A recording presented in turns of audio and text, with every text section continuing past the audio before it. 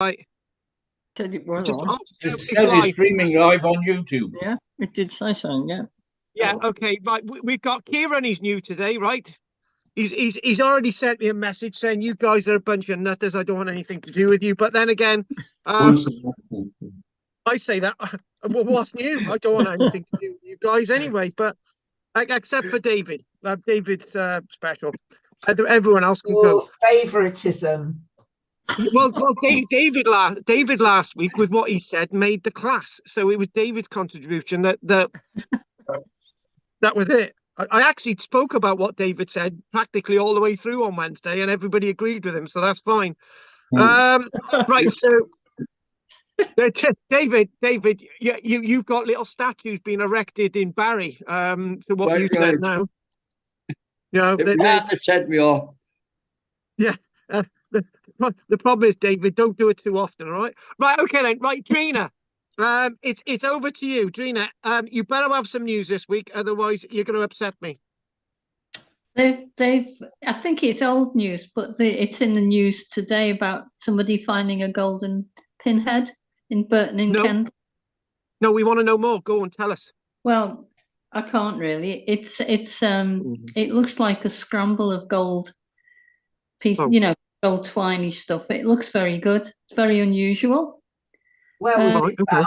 Where was that, Drina? Burton in Kendal. Oh, right. Yeah. I'm afraid he does metal detecting as a hobby. Oh, God.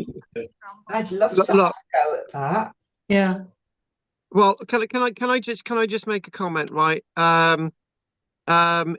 The pressure metal detect enthusiasts are putting on archaeologists because I've just come from the museum today, and it's just that taxpayers are paying these archaeologists to deal with people's hobby finds, and it's now costing the state a fortune to fund people to go metal detecting because of the stuff they're discovering. So people need to be aware of that when they start upping the virtues of metal detecting, when in fact people who come on field opportunities with me will find Roman coins in flower beds, won't they, Peter? And they'll find Roman coins in fields thanks to coming along with me. So you don't really need a metal detector, you don't. Just need you.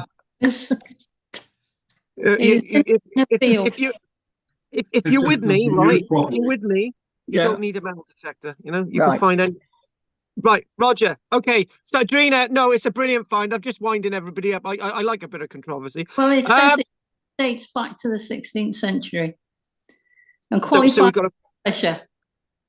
Right, I like it. I like it. I like it. Right, so next, Peter.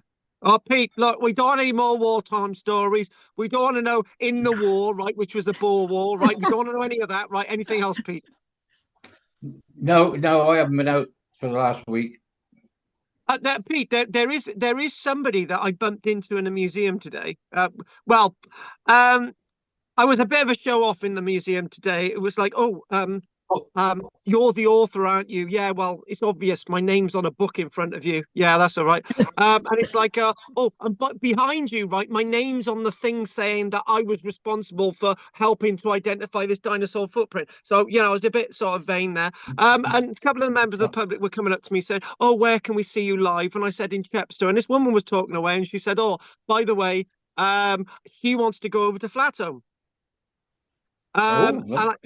And she goes to, I couldn't work this out. She goes to Lundy Island on a regular basis, right? And she hasn't been to Flatholm. So I got to be honest with you, it's far more difficult to go to Flatholm than it is to get to Steepham or Lundy, right? And that's got to be sorted out, Pete. Anyway, moving on. Adam, I really appreciate you chucking something over today. He threw over a pack of socks for me to wear in the winter months, but that's life. Adam, what it is, Adam's broken up with his missus from Essex, and he's much happier nowadays. Right, Adam, anything you want to say? Nothing, no news really. Although I came across the Fitzwilliam Museum randomly in Cambridge, wasn't expecting to find it. It's loads of good stuff in there. Some old kind of Assyrian stuff and lots of stuff from the Greek world and the Roman world. I don't know if anyone's been really worth visiting. Really jam packed full of good artifacts in there. Is there Viking stuff in there? Not that I saw, no. Oh, well, I thought there was. If you compare it with the Pitt Rivers, I got Pitt Rivers is in Oxford, isn't it? Yeah. Right. If you compare it with the Pitt Rivers, what's the best out of the two? Wouldn't be sure myself. I haven't been to the other one. All right, you go to the other one and let us know. That's your next Will job. do. Right, get your missus to pay for it. It's about time she put her hand in her pocket. Right. She's going to whip me when I see her. Yeah. Anyway, David, anything? David's gone to sleep already. Anything you want to say, David? Thank you. Right. Okay. Next. I'm not going to pick on you, Kieran, but we all want to hear your Holbolt accent from Tasmania. There you go, mate. Oh, that's enough. Right. That's enough. Right, that's enough. We're not doing self-book. That's it.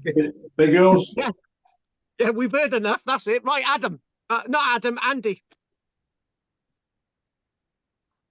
No, nothing No. this week. Sorry. All right. No, okay. Fair enough. Fair enough. We can see the top of Margaret's head, which is wonderful. Right. So, Margaret, anything from you? Well, I did my homework. Do you remember what I had to do? Yeah, tell us what the homework was. We're going to put you on full screen. Go for it. It was about burnt mounds in Iberia, and there weren't any. Oh, right. Okay. Because mounds in Scandinavia and here and Ireland. Right. So they're yeah. But I thought I'll just check and see if they found many in Cumbria. And there are actually quite a few. And there is one very close to here at Sizer Castle that they found when they were excavating in 2013. They found one by the river, and they found all the burnt stones. It was the usual kidney shape. And burnt stones were not limestone, which is the local stone. They were glacial stones. Yeah. And it was Oxford University North that they did the dig, and they found the container. The trough was a wooden one. It was still intact. Oh. And they've taken it away. And where do they operate from, Oxford University North? Are they in they do have a base in the north. It's just that they're quite popular. They're just moving their resources around Britain because Wessex Archaeology have a northern group and so on. So a few of them do it. Oh wow, that's great. Wooden trough. We thought they were only in Ireland. Wooden troughs in burnt mounds. Right. Okay, that's really good. They have an office in. There was a kettle hole there, and it was situated at one end of that. Right, got you. Describe what a kettle hole is. They have an office in Lancaster. Oh, do they? Yeah. Describe what a kettle hole is. Well, I think they formed after the last glacier about 12,000 years ago. So okay. They're made up of all the debris from that. Ah, like all the marine debris. Right, got you. Got you. Okay, good. We appreciate that. Well, who's left? Because there's two of you now. Right. We'll do the miserable one next. Roger. Well, there's something that's going on that's is to do with looking after the archaeology. The Bishop's Castle, Llandulf. Right. Okay. Yeah. Go on. A lot of it is the walling is going to be rebuilt. A lot of it, the site. The Garrett Council with Carew have surveyed the site because it's dangerous on the roadside, if you like, there. So it needs urgent work in rebuilding part and all sorts to go on. We don't know quite what, but it'll be a big project. And they're talking about following the design with the proper mortar because Carew's there.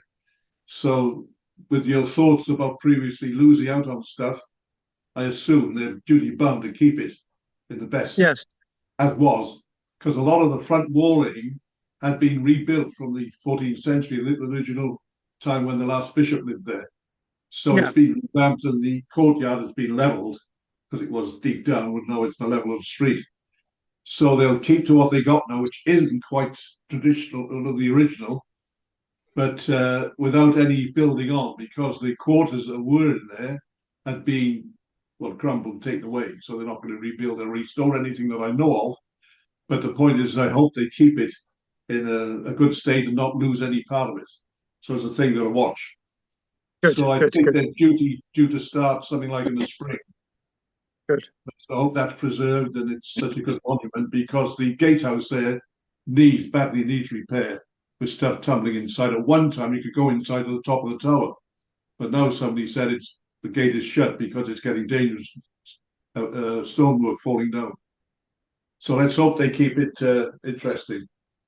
Good. And as we can as to what it was intended. Good. And who have we got left then? And we'll get started. I've just got to double. Anne, anything? Thank you for that, Roger. Anything quick before we? No, I'm just a damp scribbler again. Don't know anything. But I'm looking forward to the lecture. Well, I am as well, but it's a very confusing one. I'm just writing everybody down. I'm sure we've done everybody now. Trina, Roger, right? Okay. Oh yeah. Well, that's 10 of us. Right. So today we're going to be looking at the Mold Cape, and I'm very happy I managed to get back in time today, and I managed to have oh God, what did I have to eat? I can't remember. Hot cross buns. So that's good. And we're going to be doing the Mold Cape, and then what I want us to do is just sort of do a little bit of book stuff at the end from prehistoric Britain, and start introducing some more items from the Bronze Age. So we've Kieran was really intrigued to see what we're up to. So it will allow him. Do you notice that Kieran Jones there, right? He obviously hasn't got that accent. He's got a Cardiff accent. He goes, Cardiff house back. But we'll hear him speak properly in the break. I don't think it's fair that we should let anyone speak at this minute when they probably got nerves, particularly with Drina. Right. So we're gonna start share. We're gonna definitely nerves with you, Rog, as well. Shut up, Rog. Shut up. John. What? Right. Okay. What? Right. Okay. So we've got these things to look at first. However, I'm going to start off with the black cat, right? I had this cat in my house, and this was I think late last week, right? And I went to grab it, and he put his jaws on my wrist, and there was blood going everywhere. And he was scramming my hand, right? I was in a right state, right? So I forced the thing on the ground, right? And then I thought it was dead, right? So I thought, oh my God, how am I going to sort out this cat? It was a huge thing. And then suddenly it started to get up and alive. My own cat's petrified in the corner, and I managed to kick him out with a broomstick. So when Pete said he was attacked by a cat, I thought that'd be quite appropriate. Interesting enough, I want to know, does anyone know what this is? Anyone? What's it made of? Right. The bottom bit's made of sort of pressed sheet iron, so it's like a corrugated, and the top is like a stainless steel pommel, right? And actually, I'm just going to get this anyway. Actually, this is there was along railway lines. They would usually have demarcation zones, right? And there's a series of these associated with a now disused railway, which is in South Wales, which is the Surrey Railway. And we've got one of these in the collection, and that was part of my weekly column for the local newspaper, the Barron District News. Now, what we're going to go on to next is the Mold Cape. Now, when we did the Mold Cape, when we looked at the Mold Cape a little bit, a few weeks ago, I just basically gave you an overview, and it was a 10-minute overview, right? But the situation with the Mold Cape is more complicated than I let on there is in fact 2 golden capes. Now, I wanted to give the original account of the finding of the mold cape, right? But what I might do, because I realized that I've got the original account in a publication, which I can just read out from, right? So instead of downloading that off the internet, I thought, right, I'll find that. So it might be in Barry. So what I'm going to do is give you as much information about the mold cape as we can give you, right, from the British Museum, from Coffline, which is the Royal Commission on Ancient Monuments reference, another local reference as well, and a couple of other references. And the reason why I said a few moments ago this is quite confusing is because lots of the reports about the Gold Cape definitely tease your brain. And you can't just read any one thing and it gives you an idea. And in fact, if you read one source, it says that all of the Mold Cape is in London, right? And then you read another source and say, actually, bits are still in mold in North Wales, right? So this is how this gets complicated.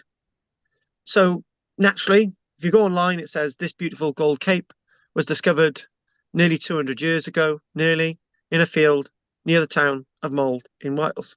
So we'll show you, and actually where this was found is there's a house now built there.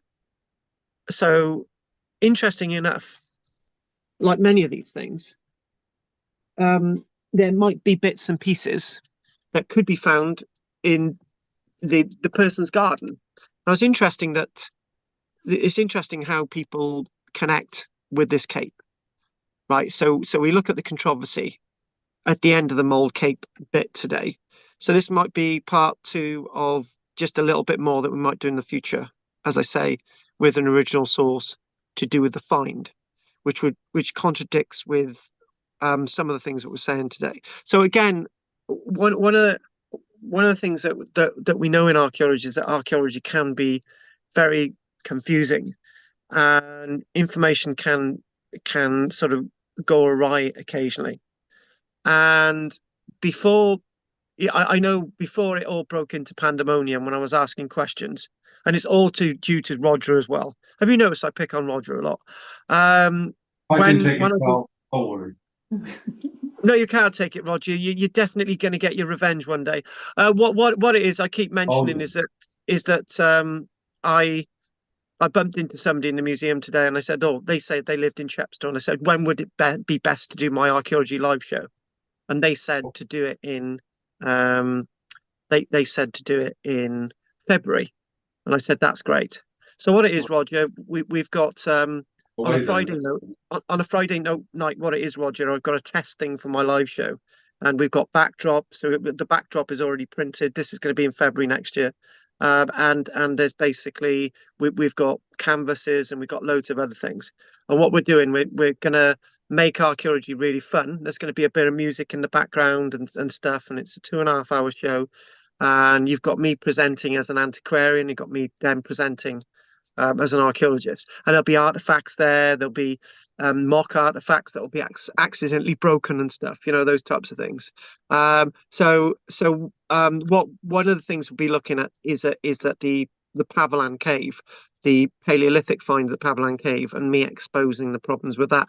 And what I might do is some of the things that we're saying today, and then some of the antiquarian stuff that we might do in the future. I'm going to test it on you guys. We're going to bring that into the live evening. And what I want is Roger there, right? And I'll pay for Roger's accommodation to stay in Chepstow as well. I want Roger there to come up on stage with me, to have a little conversation, to do the little bit of madcap stuff. Everyone can clap, and then we'll throw him out the room. Job done. So this is why that's relevant to this, the mold capes, because I'll be discussing it more. But anyway, back to what it says on the screen. I digress. Back to what it says on the screen. The mold cape, it was found crushed, and people were not sure how the pieces fitted together, what it was, or how old it was. Now, what's the purity of the gold? Say that, Roger. How much gold is there? Is it pretty pure or? Oh, it was apparently right. so Roger, let's go with the flow now. So yeah, exactly. So we do believe it was made out of a nugget of gold, which was actually from Ireland, which adds to the confusion. When in fact we've got gold in Norfolk. No, sorry, we've got gold in Wales. Sorry, Andy, we got gold in Wales, but the gold itself actually came from Ireland for this, which is really weird. So there's lots of weird things, and there's actually two capes, because if you go online and you go on to sort of lots of the pages, it doesn't actually tell you about the other cape, but there is another cape, right? And it's slightly different design again, which we'll show you, right? And the other thing as well was the gold cape. When you go online, and I'll show you the indiscrepancies, when you go online and you see the images, you don't really know what's the actual gold and what isn't, because they've done big reconstructions on it. The other thing as well is when it was originally found, it's likely that that there may have been a third cape. There may have been four capes. But the problem is, back then, because of the descriptions from the antiquarians, this is why I've got to get this right when I do the antiquarian description. There may have actually some stuff was nicked. So in other words, somebody we'll have a bit of that gold, right? Nobody's going to know. Yeah, I'll have a bit of that as well. All that fits together. Right? Nobody actually knew how it originally fitted together because it was all over the place, right? So all we're going to do, we're going to keep that image there. We're going to enlarge the image, and it gleams. You can see there's all these broken bits there, right? But it was originally one nugget, apparently. I'm still trying to work out the science of hammering a nugget, right? But that's life. Gold melts at approximately, was it 1028 degrees C or something, or look it up. It's quite, but it's naturally it's actually quite soft. But then again, to actually get a proper sheet, so they think it was hammered out of one nugget. Anyway, keep that there. So what it is, so the first description that we're going to get is actually from the British Museum website, and it basically says, as the descriptor goes, gold cape. The cape is one of the finest examples of prehistoric sheet gold working, and is quite unique in form and design, right? So we're going to take that information a minute, that first sentence, right? So one of the things that we do find in the Bronze Age is that we get more and more gold being found, right? Gold has always been around, but for some reason we're finding more and more of it in the Bronze Age, right? And it's not because people were using gold in the Neolithic period and then suddenly people started coming along and they looted it all, and then you find it in the Bronze Age, right? It's specifically that people are using more and more gold in the Bronze Age. We don't know why that is, right? It might there might be different factors at work, environmental factors, that more and more gold is being found, or there was gold around and they really didn't connect with it. We don't know. We don't really know what's going on. They probably found it when hunting for copper. Yes, but the point is,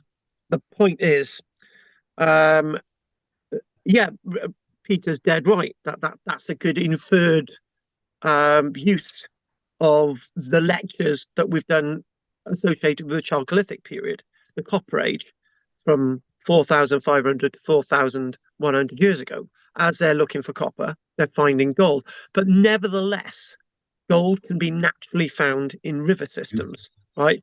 And it's not being found in great abundance in the Neolithic period. So carry on. This is just the original descriptor from the British Museum. It was laboriously beaten out of a single ingot of gold. Now, I'm still trying to work out how something that is complete, that goes all the way around, right? Your body can be hammered out of one single nugget to create this form, right? Obviously, if that's the case, then they must have cut a piece of gold out of the center where the neckline is. But what do I know? I've never worked gold.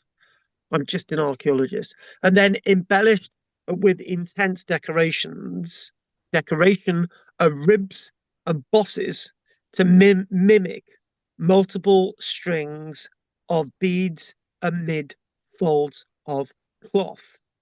Right. So what the descriptor is saying is that this is meant to imitate cloth, or is that just an archaeologist saying it? One thing that's missing straight away in the original descriptor, obviously we do go into more detail, is that they found a load of amber beads, actually 200 of them and counting, but not even half a dozen have survived. We don't know how many beads there were. So if people are nicking amber beads, how do we know how much metal, gold that they actually took? And copper as well.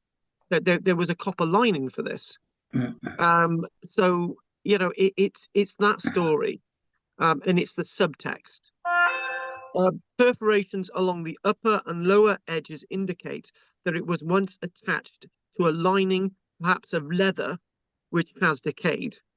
And the bronze strips found with the cape may have served to strengthen the adornment further. So there was a copper underlining.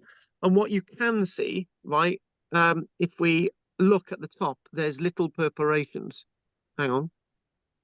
There are little perforations, and you can, if you look there, there's these little dots, all these little dots. Those are all perforations. Imagine that's attached. That's the way it's attached, basically. So that's what we're looking at, right?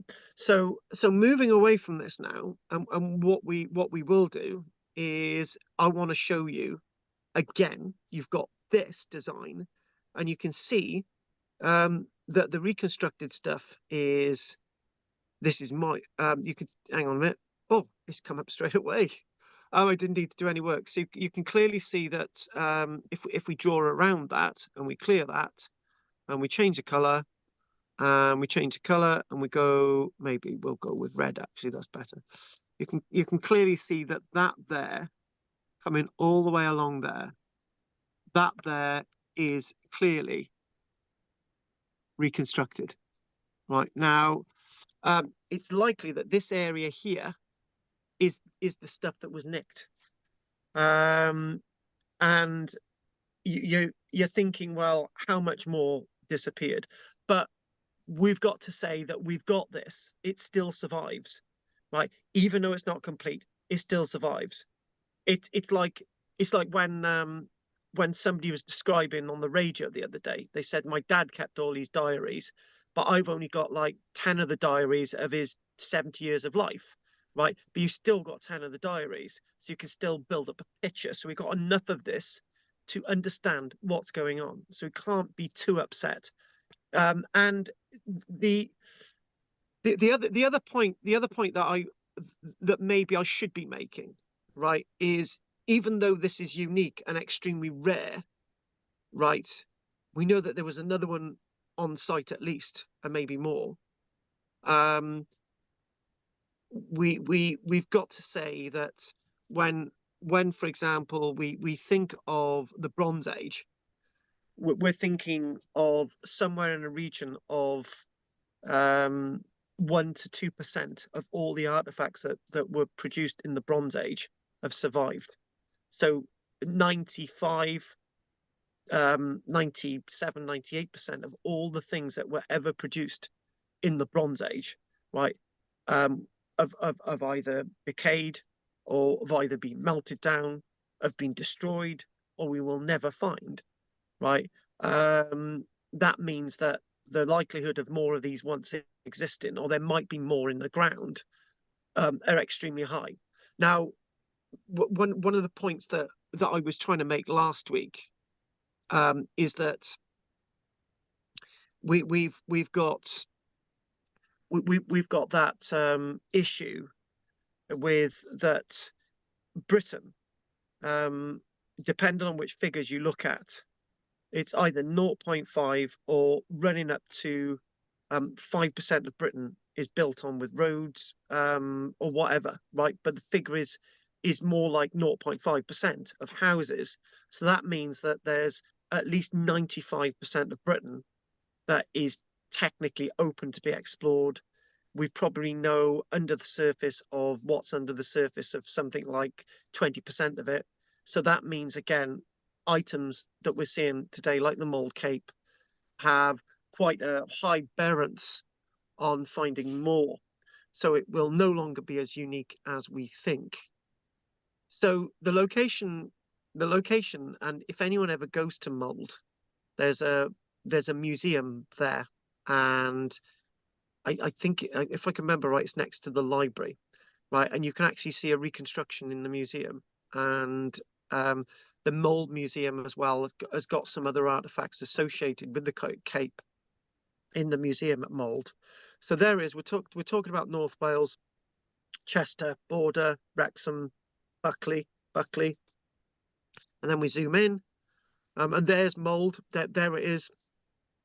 It's near Connors Quay, Shotton, Chester, Hawarden Airport, and Buckley, just northwest of Wrexham. And then we come in, and there it is. It's smack bang in the middle of a housing estate. Right, and interesting enough, the Royal Commission on Ancient Historical Monuments has an aerial view. Right, you can actually see where it is today, and it's very, very interesting that there is now to be found within a housing estate.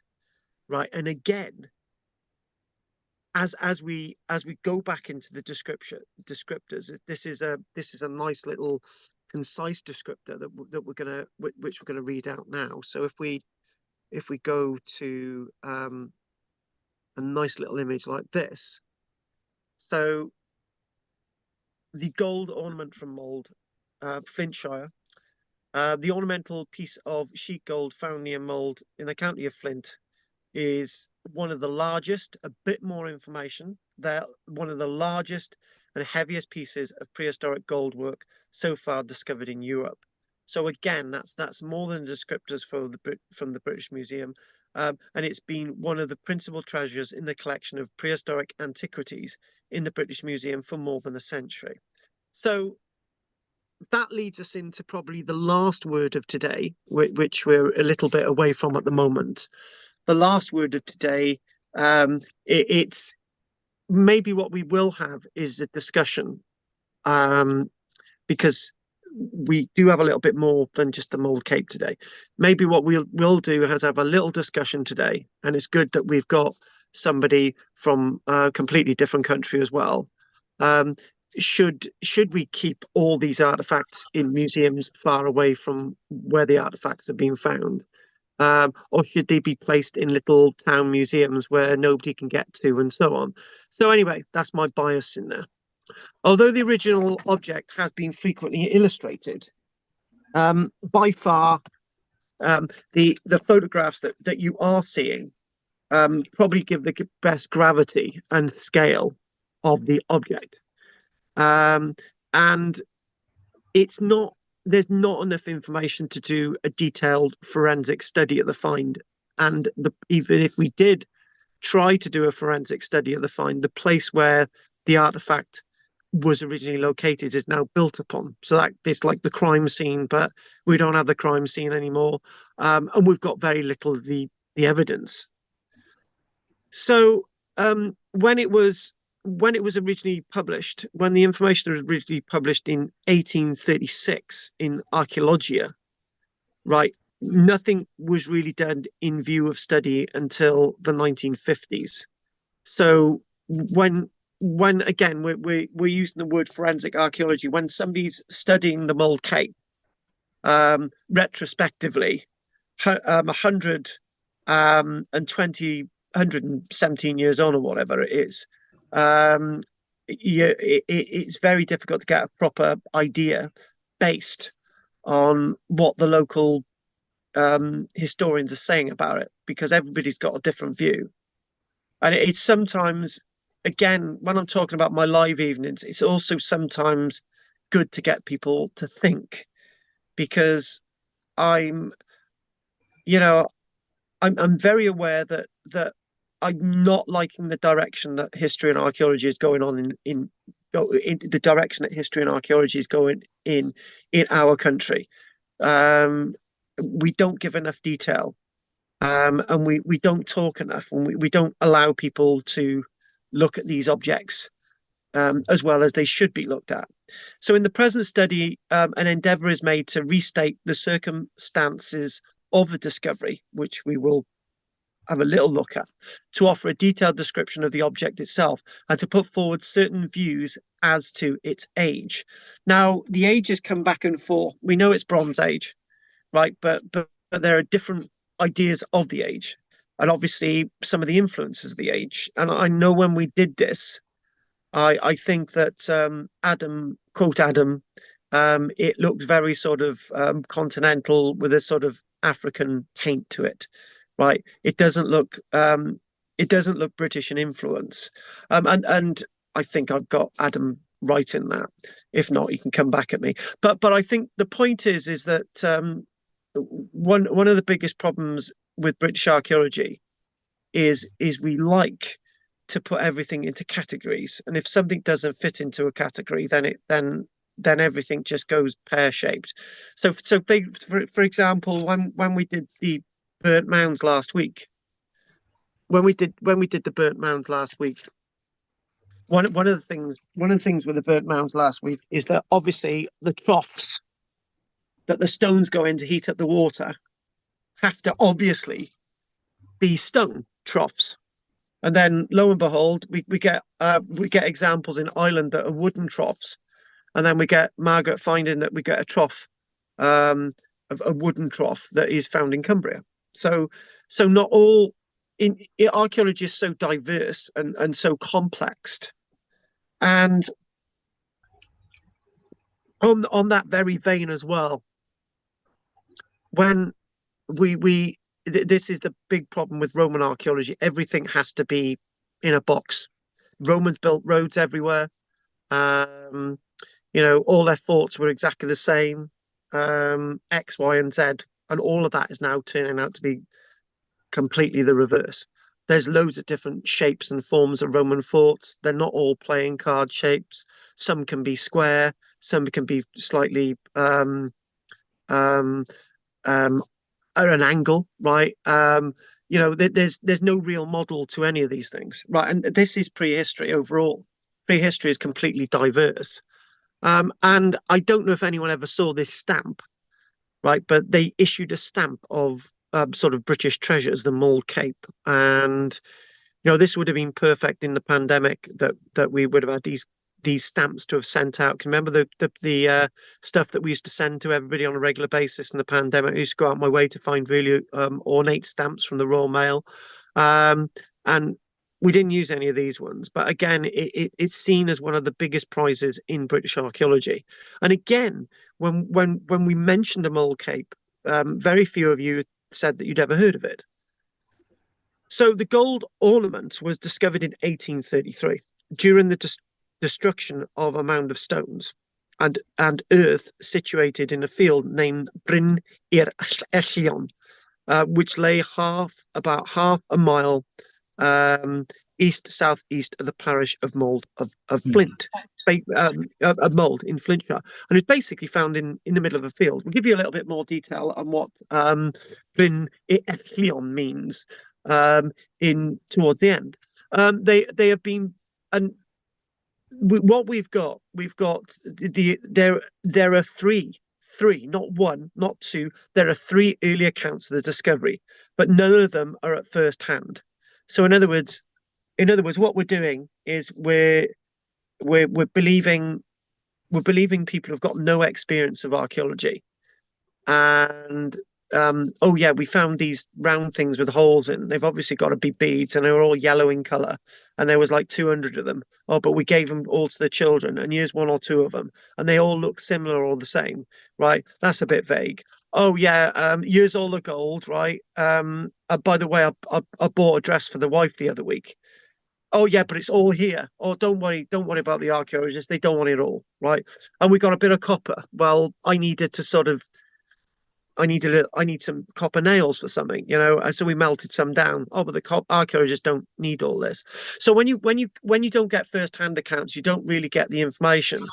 And I can divulge one of the conversations I had today with one of the archaeologists in the museum, was that it's like it's pretty big, that there are so many people who do archaeological work and they don't publish it, and therefore when they die it all ends up in a skip and all that information is lost, right?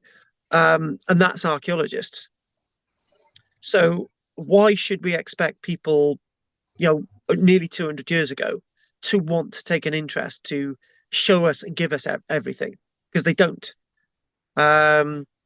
So the accounts. So basically, what we've got is accounts. So we've got the accounts have been brought together by Thomas Ellis Davis, which I'll hope to bring you in the future. And the fullest and most objective of these accounts is the second reproduced by him in this, which was by the then Vicar of Mold, a Reverend Clough. A fairly clear idea is obtained from the circumstances of the discovery, but it must be emphasized that the actual opening of the grave was not witnessed by him or by any of the other two witnesses. Right, so that's a bit of a problem. So again, bringing you that account would be quite illuminating to paint this wonderful cape and sort of bring this cape sort of alive. Right, so what we've got, if I can just remind myself, where are we? Okay, yeah, so that's good. That's good. So basically the location of the discovery is roughly in this area, right? And it's occupied by houses. And again, forensically trying to understand this, and it was found sort of over there, right? It may have actually been found here or there or over there, and this is the problem when members of the public find things. This is sounding very pompous. When members of the public find things, they should try and at least leave as much of whatever they found in that locality. So when the archaeologists come on, get there, we can get some provenance. But I can imagine these guys finding a load of gold. They're not really going to be interested in sort of telling these vicars, these antiquarians, all the information that these antiquarians so need and so required on the discovery, right? So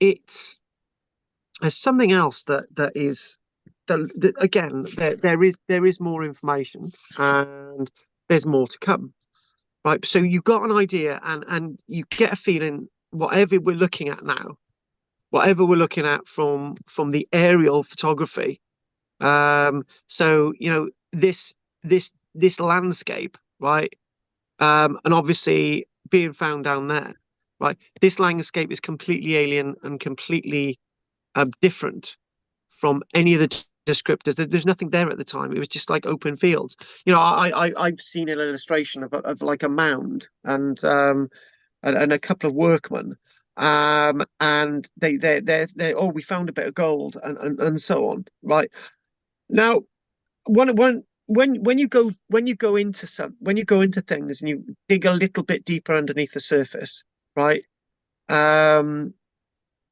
Something came up as a big surprise to me, right? And you'll understand that surprise in a few moments, right? And I got a big grin on my face at this moment, which you can't see, right? But what we're going to do, there it is, sort of, that's how they originally displayed it, because they there's these bits of gold, they don't really know how it goes together and all the rest of it, right? So when they'd reconstructed it, obviously they had a better idea and so on. And you can clearly see that is it put together right? What's going on? And when they reconstructed it, obviously they come up with something a little bit more plausible than that. So again, more of the information. So a tumulus or round barrow at Bryn i'r Ellion, at Mold, Pentra Mold, is the find spot of the Mold Cape, one of Britain's most famous prehistoric artifacts. If it's that famous, why did some of you say that you'd never heard of it before? And I'm not having a go. So workmen from the local workhouse, that's a little bit more information, isn't it? workmen from the local workhouse and they find gold. It's their way out. And I tell you what, right? Yeah, right. I need to shut my mouth a minute. And they dug into the mound in 1833 whilst digging for stone. Now the mound had been referred to as Bryn I'r Ellion, right? Now people were very wary of that mound, and they had been told to stay away from it. So they dig into the mound knowing full well that it's the place of a burial, right? And it's haunted. Anyone who goes there, they would see these weird sort of figures, sort of hanging around alongside. It's basically Goblin's Hill. Bryn I'r Ellion means Goblin's Hill. And so people would just, they deliberately dug into this mound to get material to assist in building the road. They knew what they were doing. They were very, very likely looking for treasure. And guess what? For once they found treasure. This is inevitably the hoodoo of anything that anyone ever finds archaeologically wise. Now, for example, I'm not the most wealthiest person on the planet, right? But I know full well that if I ever find anything as an archaeologist which is gold or very valuable, right? As an archaeologist, I'm not treated the same as a member of the public. So say, for example, you would get a reward. I wouldn't, right? Because I'm a professional. Is that fair? The other thing as well is in the way archaeological law works, right? You've got to declare where these things are found, and that might have a repercussion on the owner of the land where these artifacts were found, meaning that if you don't want to upset the landowner for the artifacts that you found, are you really going to declare them? So there's all these sort of issues that make finding these things even today very, very different, very difficult, very, very difficult to navigate. So they uncovered a stone-lined burial chamber, supposedly, and obviously they have found they. So let's get the picture. So they were from a workhouse, right? That's a bit of detail I haven't given you before. But they're from a workhouse, obviously very poor people. They find gold. They're digging into a mound that they shouldn't be digging into, but they dig into the mound anyway. They're probably on a jolly. There's nobody supervising them. They're told to dig over there, get some stones, put it on the road, right? They're bored stiff, their family screaming, don't have enough food and all the rest of it in the workhouse.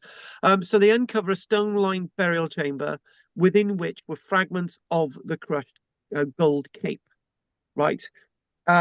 Alongside all the other artifacts that were found. Now, the emotive words are as follows. This was shared out between the finders.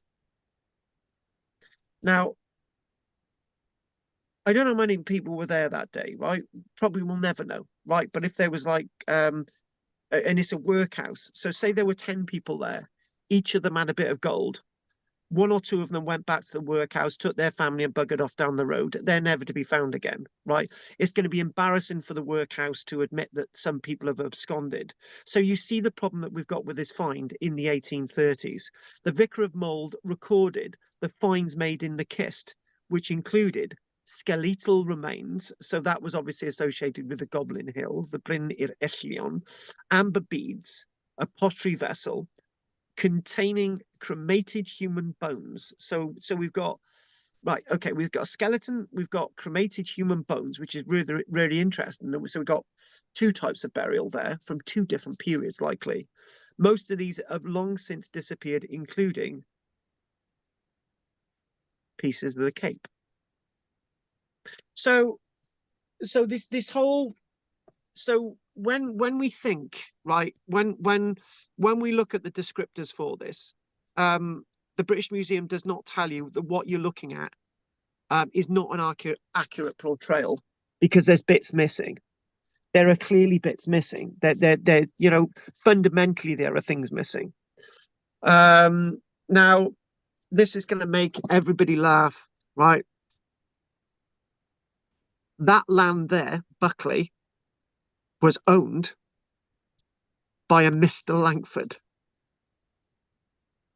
Yes, a Mr. Langford. The tenant of the land containing this find. And guess what? Mr. Langford, the tenant of the land containing the find, yeah, this is in 1833, kept the largest part of the Cape and sold this to the British Museum in 1836. And why not? He's a Langford. So even with that, even with the wording there, the largest part of the Cape. So in other words, there was stuff gone, right?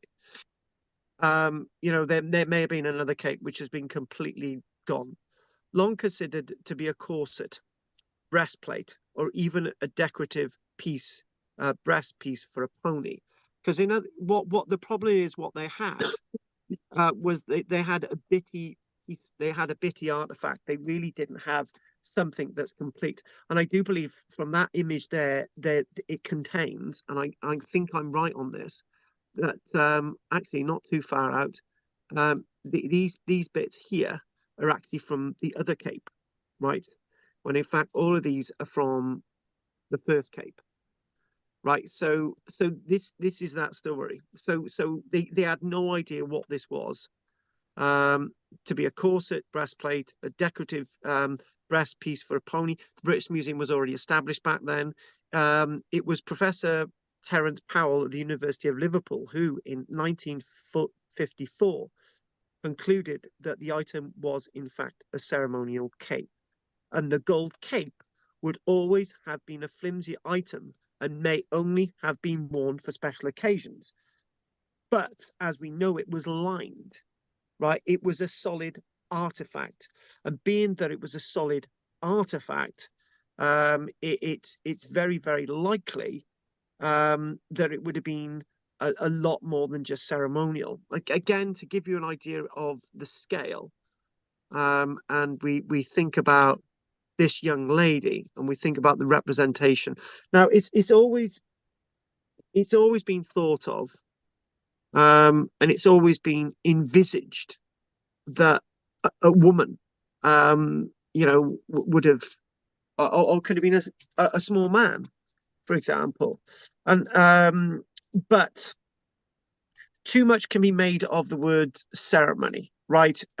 It could have just been an item used for people who were to be buried, right? Hence why we've got cremated evidence there, and skeletal evidence. Was the person of the skeleton the person that owned this cape? The site of the barrow is presently occupied by a house, as we well know. As we so well know, it is occupied by a house, and so lucky it is to have a very rich house that this cape is actually found on that land. So as we know, it's found in approximately that area. It seems to be working quite well today. So the site of the site of the barrow is presently occupied by a house in the eastern suburbs of Mold. But the find is there is a commemorative plaque set into the wall, and we're going to look at the commemorative plaque in the wall. We're going to have a little look at that. I've got an image of the commemorative plaque, which is great. And the cape was exhibited at Wrexham in 2005, and they've done studying of this. So what we're going to do, we're going to have a little look at the plaque, right? So that's what we're going to do. So here we go. A cairn in this field explored in 1831. Again, the date doesn't correlate with that 1833, right? So even the date of the find is a little bit sus, right? Was it 1831? Was it 1833? Obviously sold to the British Museum in 1836. Proved to be the burial place of an ancient British chief. Okay, right. So we're presuming that because somebody's in a mound, and that they're buried with gold, that they're a chief.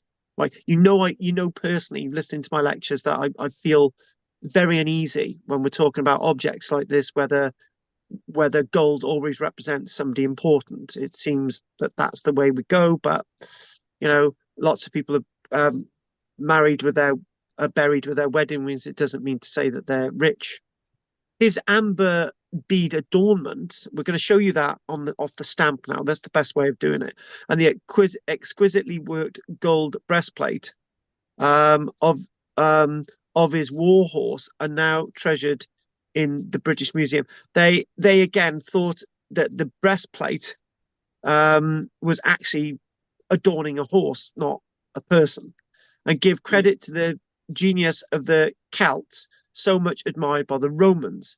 Tradition ascribe this as possibly the grave of Bentley Gower, a British prince. Now, none of that, the Bentley Gower, British prince, is going to be borne out in any fact. And the other thing as well is using the word Celt is not something which would be appropriate when talking about the Bronze Age, right? Because my feelings on Celts, but the idea of Celts is a European phenomenon, 500 years AD. This is 1,000 years before, so it's nothing that.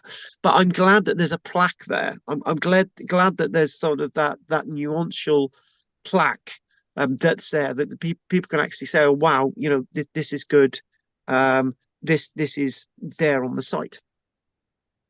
So what we're gonna, and there they are, put it on over the lady's head. So what we've got is, now we've got these amber beads.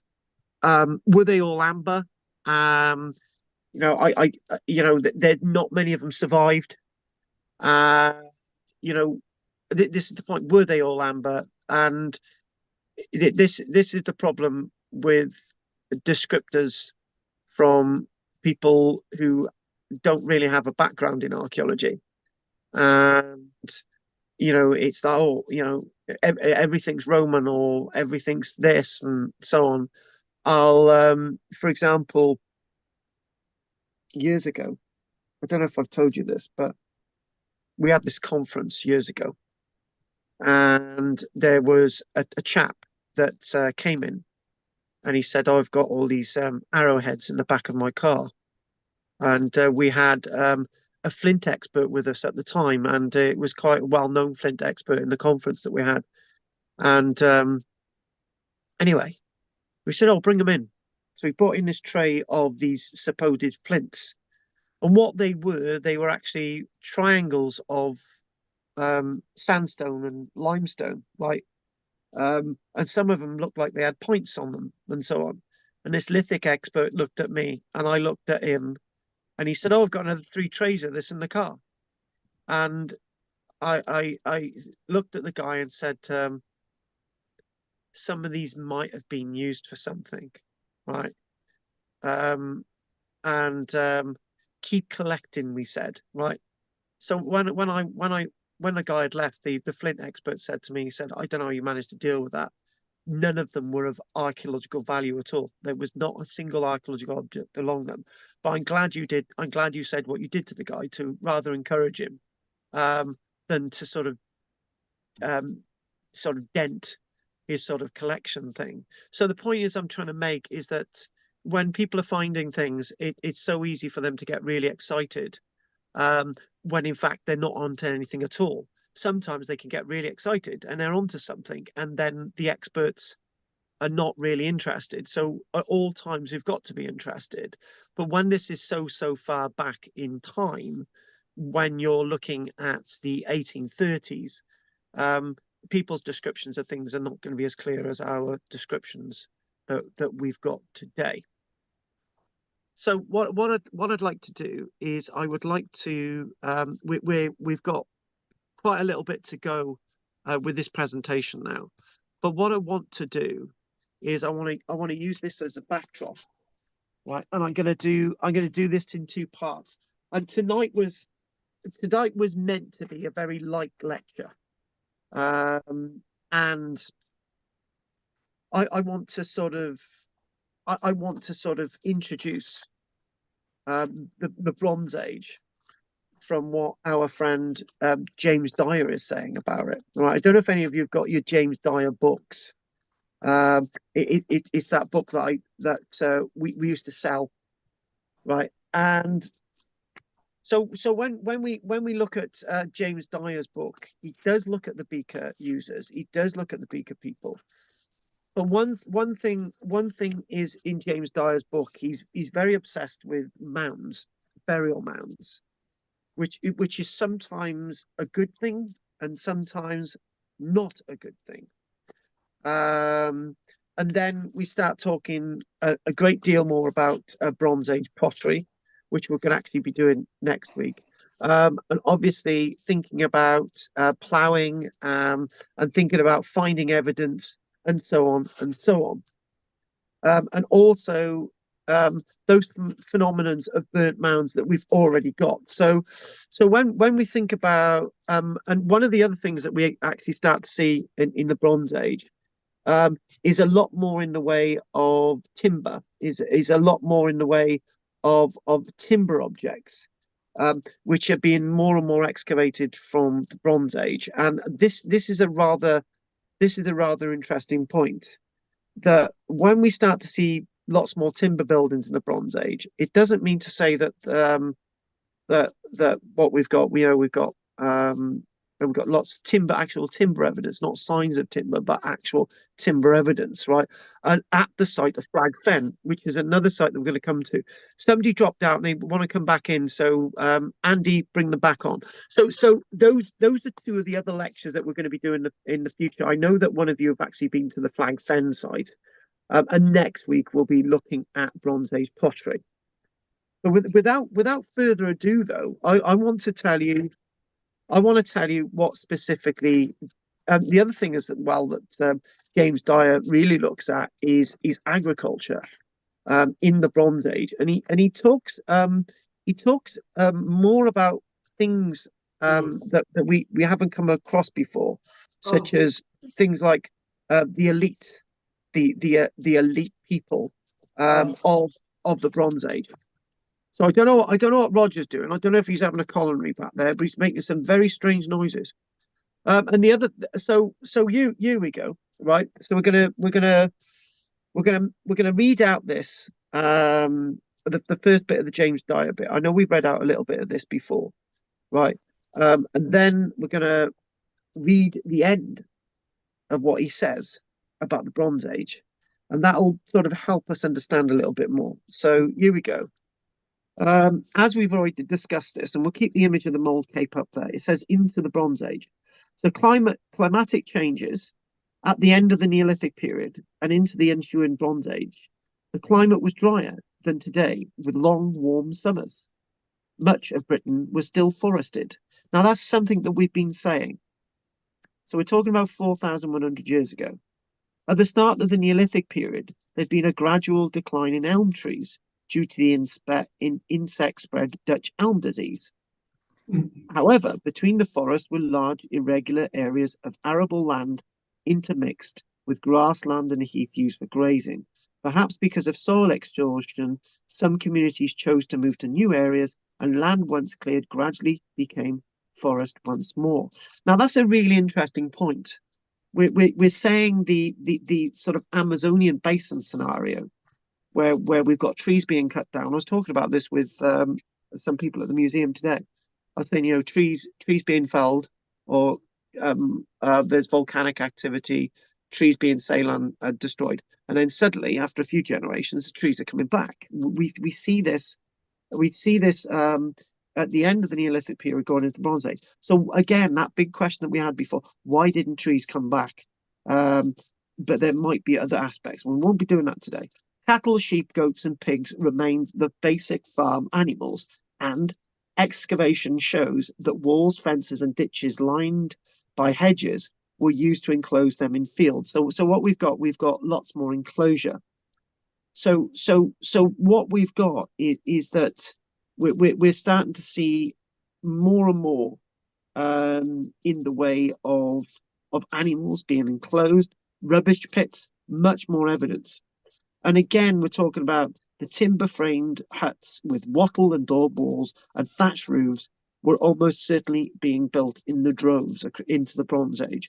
surrounded by small fields and separated by droveways that lead to watering places by suitable streams. So that'll lead us directly in when we do flag fen and understand the sort of walkways, and then as we go on, we look at that wonderful site which is Musk Farm. We've got to look at Musk Farm as well, because that's a Bronze Age site from 1,000 years BC, 3,000 years ago.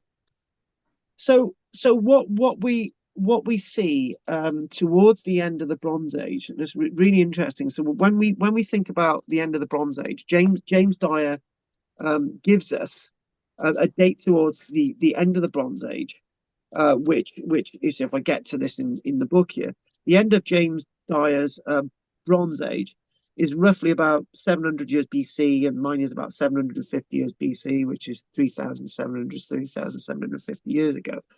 Right. So what James Dyer is actually saying about the end of the Bronze Age is that in northern England and southern Scotland, enclosures, there are now set enclosed sites, right, varying in shape from circular to rectangular. There's ditches and banks around these sites. This is becoming more and more apparent at the end of the Bronze Age. Their dates range, and they keep going and going and going into the Iron Age and beyond. The palisades were set in bedding trenches rather than individual post holes, thus producing a closely set fence, which is a little bit more, which is better. I was saying to Michelle about the fact that the building that I've got, I'm starting to cut a ditch around the outside, and I'm going to put posts in it, and that's to assist our trees that we're growing on site.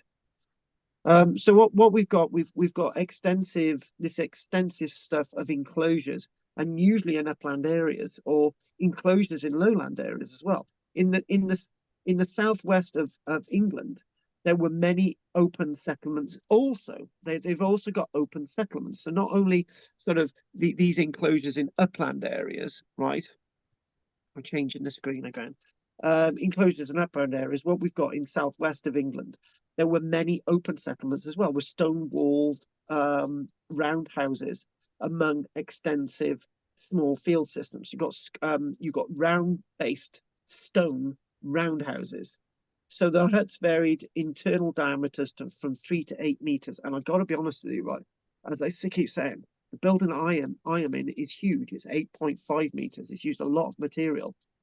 And that's only just over 6.5 meters in length. Well, just under 6.5 meters in length. Having a building's 8 meters in diameter, that's massive, and I'm sure you'll agree. But what they're doing with this is adding barns and byres, and some of the huts have small enclosures attached to them, sheltered kitchen gardens or animal pens. You're thinking in Bronze Age, sheltered kitchen gardens and animal pens. Various pottery, lots of pottery we're starting to come across lots of different types of pottery. And in Dartmoor, interestingly enough, we talk about the end of the Bronze Age, but this is already happening. Although Dartmoor was showing clear signs of depopulation, 1 or 2 settlements remained, especially on eastern slopes. Places like Round Pound in Devon. And what we've got clear conical shaped roofs, and this is given away also some of these sites to the new skill of metalworking in iron. And finally, and I actually found the book, and what I am going to do is that I've got a publication here that is about West Wales, and it's a publication about an excavation, a complete excavation on a Bronze Age site in West Wales, which isn't too far away from me. And we'll do a complete lecture on that as well, so we get a sense of a specific site. And what we're talking about is specific settlements or specific sort of hamlets that can accommodate 30 people. So small sort of hamlets, small sort of communities of 30 odd people. You've got the roundhouses, some have got palisades, some haven't around them. So we're thinking about, why have some settlements not got palisades, and why have some settlements got palisades? Surely if it's like a warfare landscape, they're all going to have palisades. So obviously the ones that have palisades are there for another reason other than defense against people. So I wanted to sort of bring that into it, right? So what we are going to do in a short while, we're going to have a break, and then we're going to come back to the two other issues. The other Cape, we're going to give you some more information, and then we're going to sort of let the Cape come to an end on that one, right? And if you're lucky, we'll do a little bit of something else at the end as well. So what we are going to do now, we're gonna see if there are any questions, and we're going to stop the share, right? Here we go. And oh my God, Kieran's still with us, but he's fallen asleep or he's turned into a curtain. Do you know what? It must be good because he's still with us. Well, do you see what he did then? Do you see what he did? Do you see what he did then? He wasn't with us. He just went off and he just pretended to be with us. I'm listening. I'm absolutely fascinated with what you're saying. It's absolutely. I've never heard of this mold cape. The points that you're bringing up about it are all absolutely fascinating. So please continue. Yeah. Oh, my pleasure. That's a good Welsh accent, by the way. I'm loving it. By the way, also what we are going to do. This is we David. And thank you for that, Kieran. It's a pleasure having you on. I want to chat with you at the end as well. Hang on a minute. I just got to. Oh God, something's happened here now. Hang on a minute. Oh, it's all gone to pot. Hang on. Oh. There. Right. Okay. Who we're going to do? We're going to do David next, and I'm going to pick on David. David, you've got a whole lecture on copper cauldrons coming up, and it's your fault. That's enough last week. He's been waiting for the copper cauldron. He said, you know, for like 12 years ago, David had a conversation with Margaret. He's going to do a lecture on copper cauldrons, and he's going to finally get his lecture on copper cauldrons. Anything from you, David? No, thank you. Okay, thanks for that. Margaret, what we got to do, Margaret, we got to get you knocking the door of Claire, and she's got to make us a complete copper cauldron, set it down as a challenge, and she'll have one done in a week. Margaret, anything? She could do that. I was interesting to see on that plaque that thought that it might be the breastplate of a horse. Yes. Yeah, had they introduced horses back in the Bronze Age for riding and not just for being beasts of burden, if you like?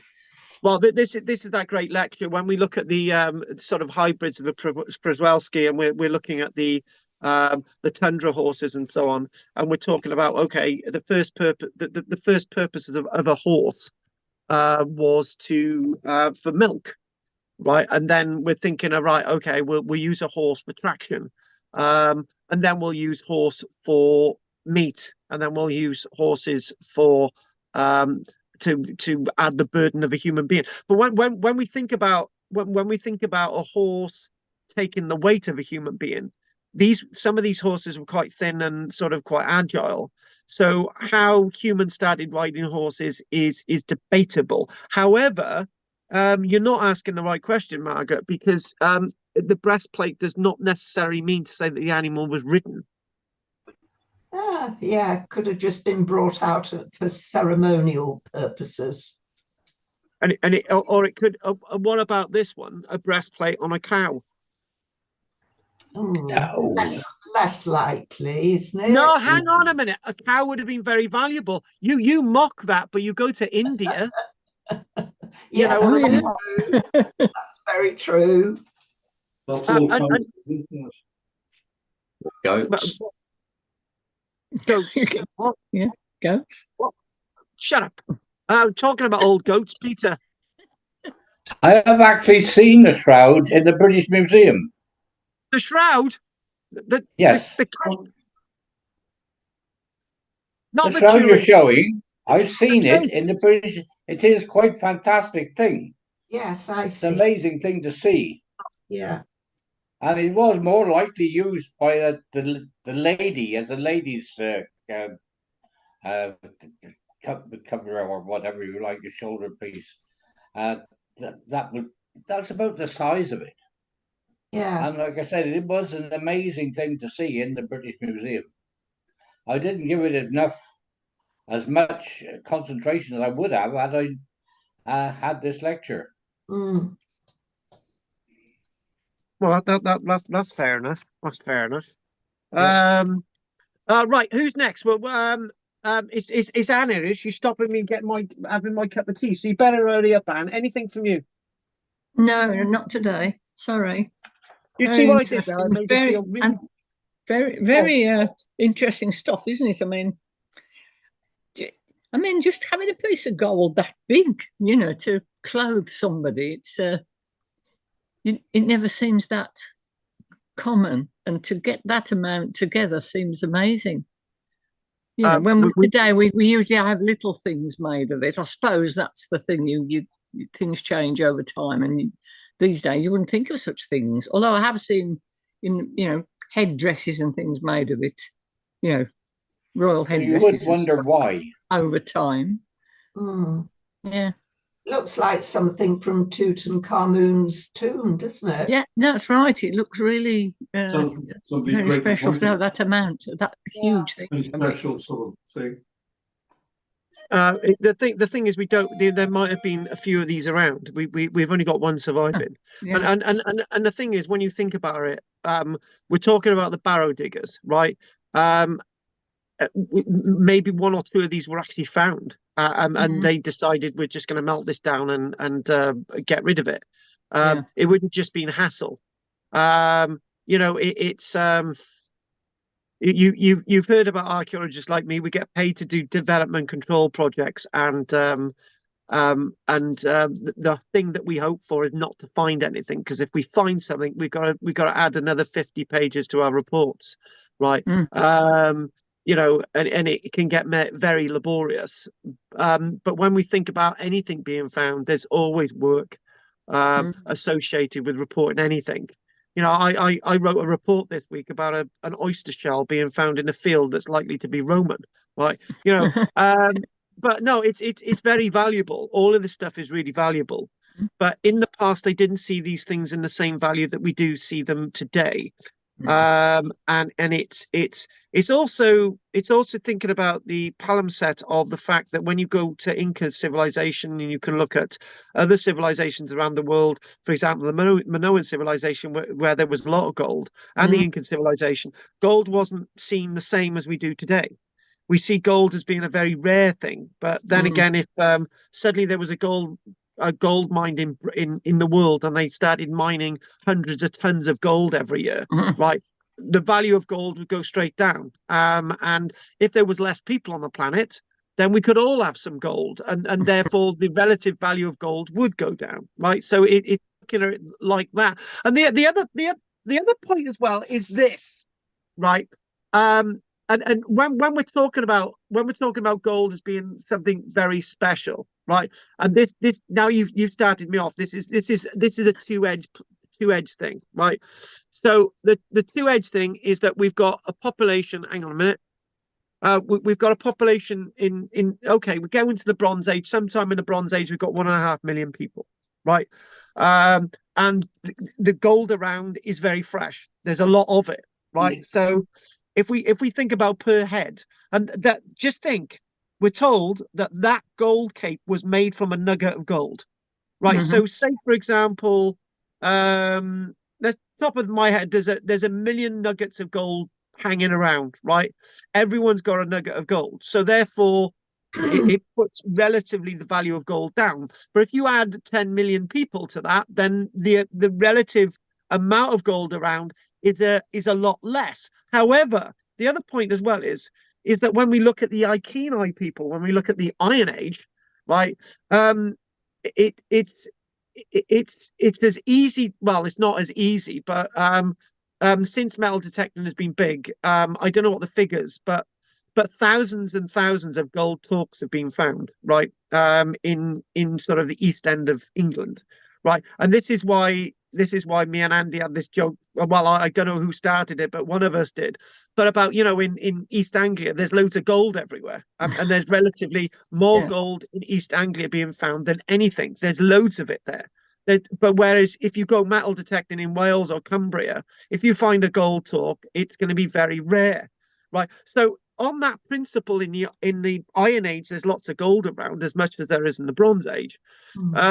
The relative value of gold, and this is something I've been banding on about for past two decades, is that if you've got an iron torque, that's far more valuable than a gold torque.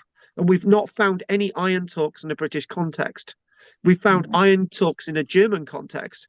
Now, an iron torque, what would have gone into making an iron torque? First of all, you needed to mine I don't know, 100 pounds of iron ore to get enough iron to create one single iron torque, right? And then you've got to smelt it. Then you've got to break it down. You've got to work on it week after week after week. A golden nugget is just found, and it can be worked on, and you can get to the product. And if you can smelt gold, you can put it in a mold, and it's done straight away. You can't do that with iron, right? So the relative value of gold in the Iron Age is a lot less than the relative value of iron. You can't make a knife out of gold. You can't make a spearhead out of gold. You can't down a bird with a golden tip. You've got to use something out of iron. You can't later on, as you get to the end of the Iron Age, everyone's got gold axes. Everybody's got iron axes. They haven't got gold axes, right? Iron is so valuable in the Iron Age, right? But it's something that we don't see. I reckon, and this is my take, I reckon that people have actually found iron torques metal detecting, and they thought they were horseshoes and just discarded them, right?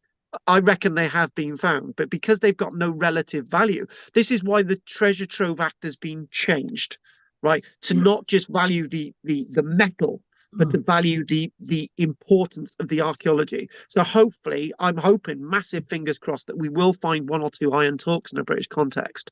But in lieu of gold, you've got to be very careful of the gleam, as Tennyson wrote about Arthur Hallam in memoriam. So who else have we got now? Roger. Yeah, the shape of the cape.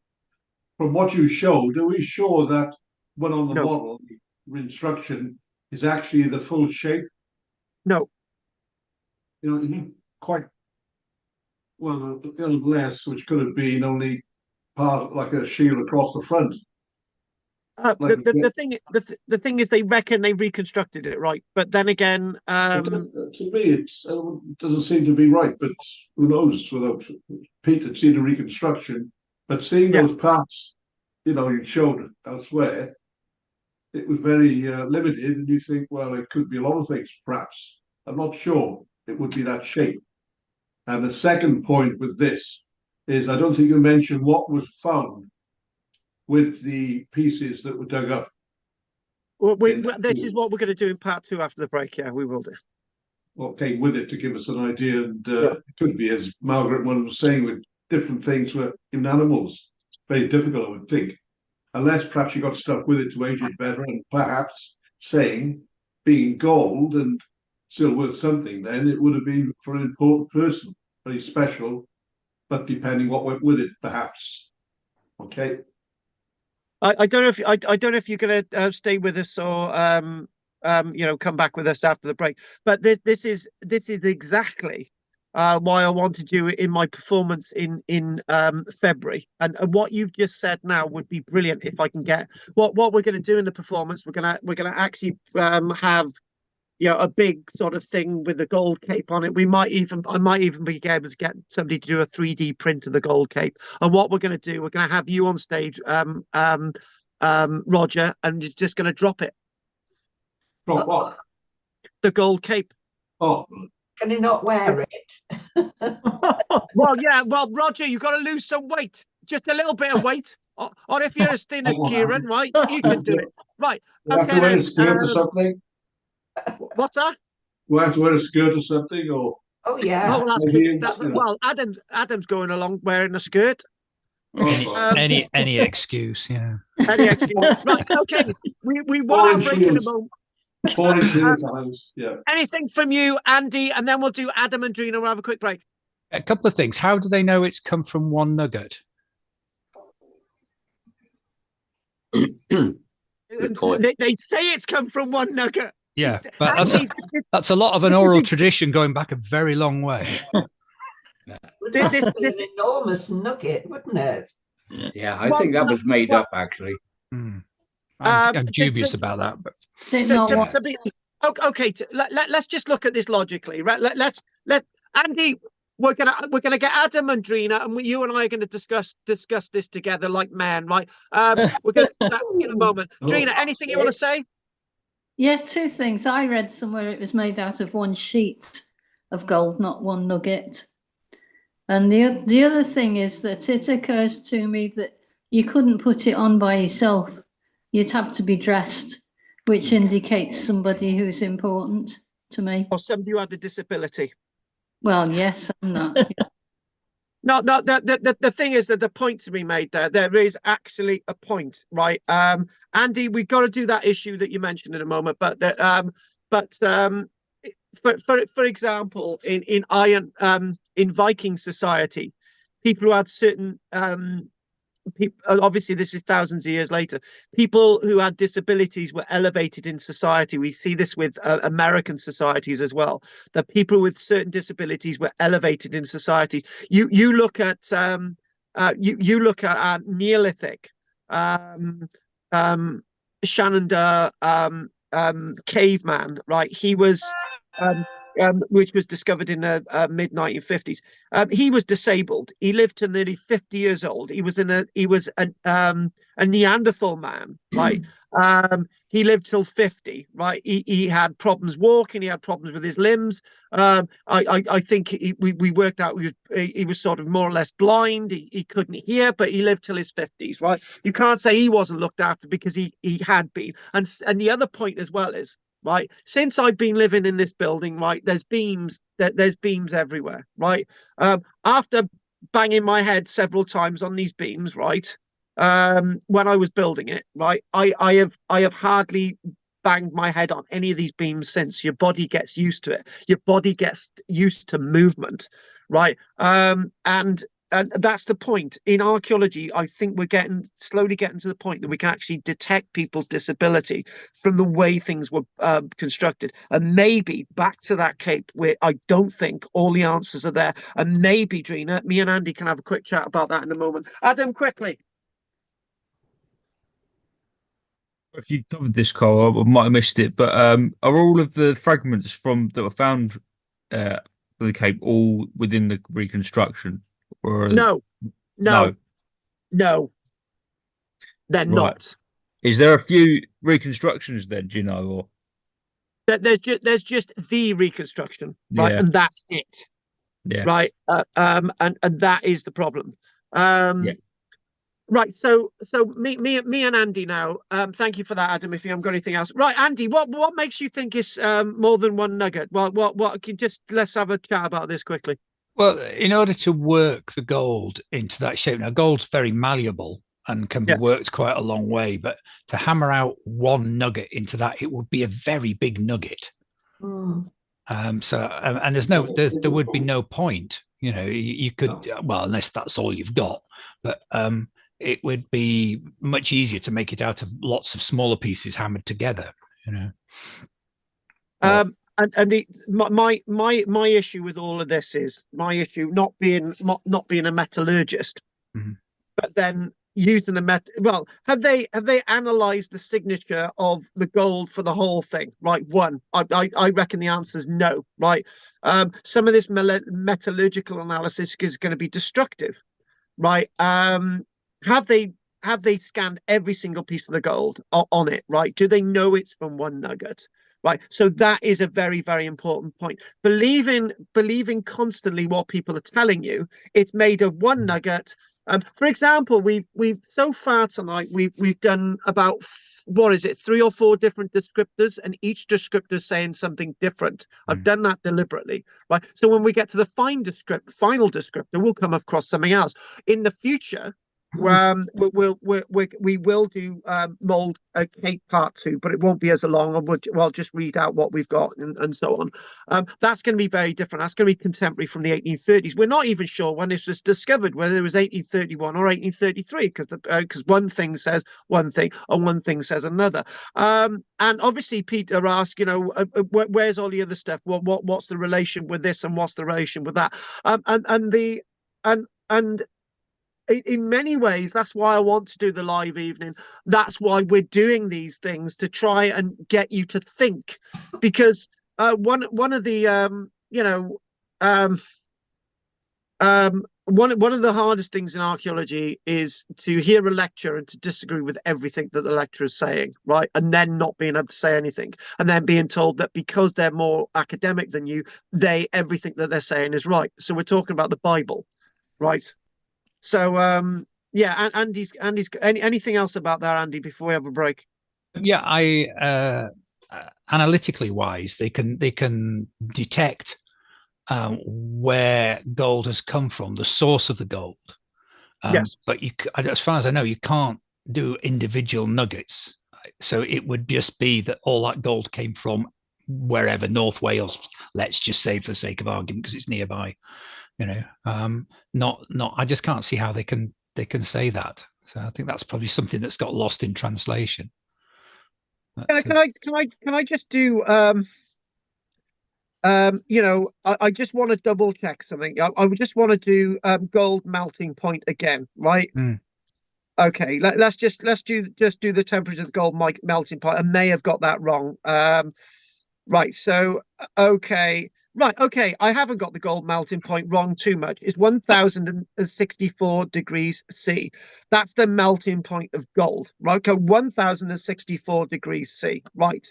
Okay, then let's do copper smelting. Right, we know that tin melts at a lower temperature. We don't need to do that run, right? So let's just do copper smelting point. Which is 1085 degrees C. So in other words, we're able to smelt copper, but we're not able to smelt gold, which smelts at a lower temperature. Yeah, does that sound logical? Yeah, it doesn't make sense, that. Yeah. So the only way that they've come to this conclusion is that some and this isn't in any of the writing at all. And this isn't going to come with the stuff that we're going to do in the future. Is it showing that the gold that has been used in this has had thermal shock at any point in its life, which it would have had? And you're thinking, how do you detect that? And then the question is, it was probably from more than one nugget. You read these things blindly, and then you go back to the point that I've got on the computer. Mr. Langford, the tenant of the land containing the find, kept the largest part of the cape. So how much of it was lost? Yeah, absolutely. And that goes back to Roger's point. Are we seeing in the reconstruction everything that it should be, or was there more? Actually, there is another point as well, is it could have been bigger. The other thing is that I was going to say is that the other way of analyzing things is looking at the design and comparing it with something similar. Which there isn't. Exactly. That is very weird, because there is anything like that until you go back into the kind of late medieval Orthodox Christian church, which is way out of the ballpark. So it is really bizarre, which would again question the reconstruction. In many one of the things with this is that we do see in British archaeology quite a lot of anomalies. We could start with Stonehenge, right? We could start with the Mole Cape. We could talk about Callahallam with the mummification there, right?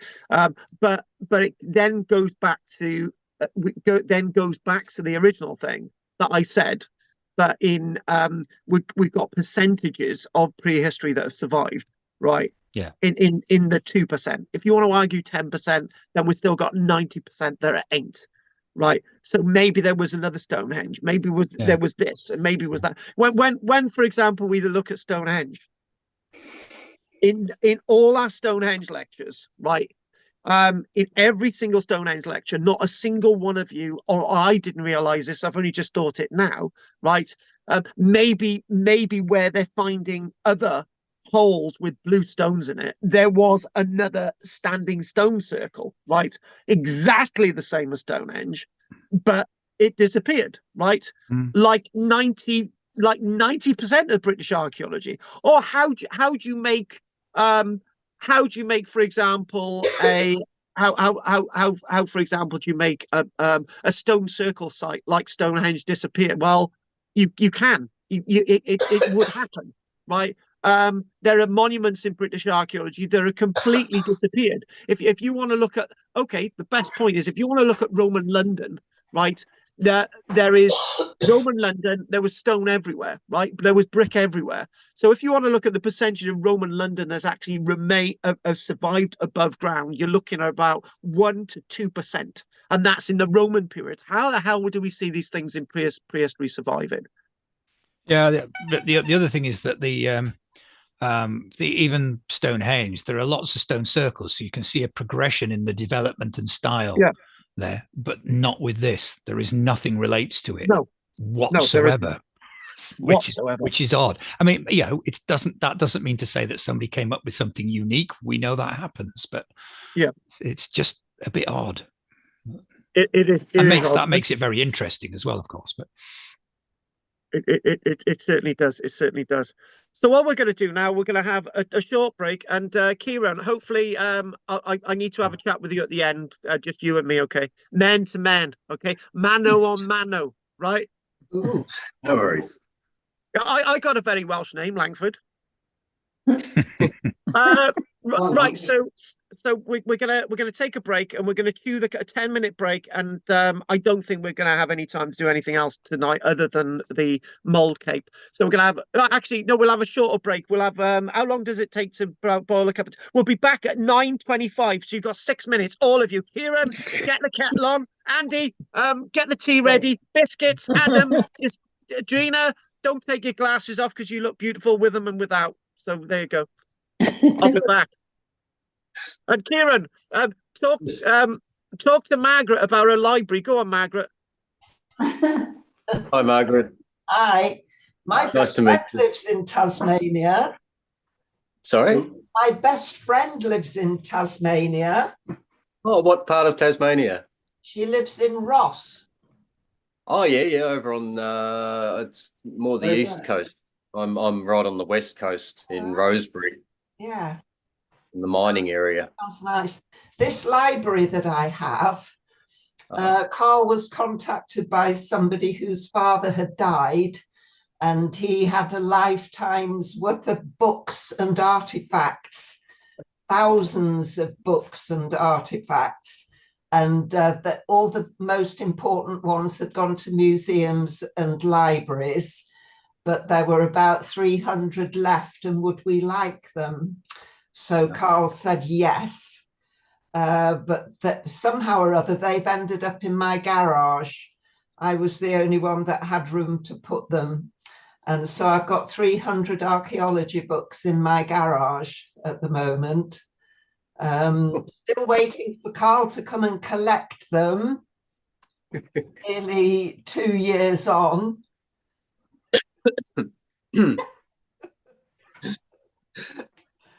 The amount of stuff you accumulate is amazing, isn't it? Every time I move house, I'm amazed at how much stuff I've accumulated without being aware of it. Yeah. Well, I got a leak just above where all the books were on the shelf, so I've had to put them all away in various cupboards and wardrobes. So I've got Vikings, Romans, and Anglo-Saxons in a wardrobe, and I've got prehistoric. Oh, what was that, Carl? Were you swearing? I wouldn't swear. I'm a professional. You never heard me swear. Hang on a minute. You've got the Romans in the bloody wardrobe. What? The Romans and Anglo-Saxons, Vikings. Yeah.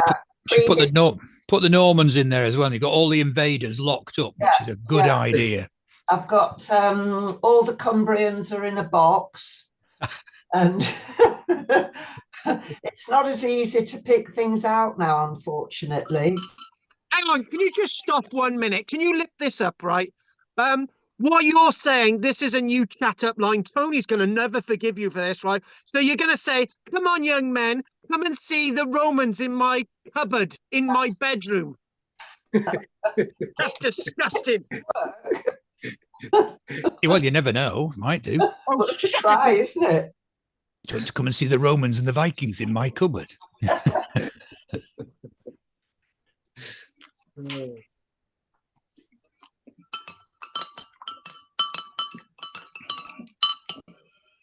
Are you guys all in the UK? Is everyone?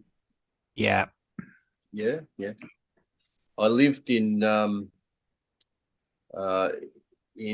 Dublin and in a place called near St Albans in England, Wheatonstead, in 1980 when I was a young boy, and absolutely loved it.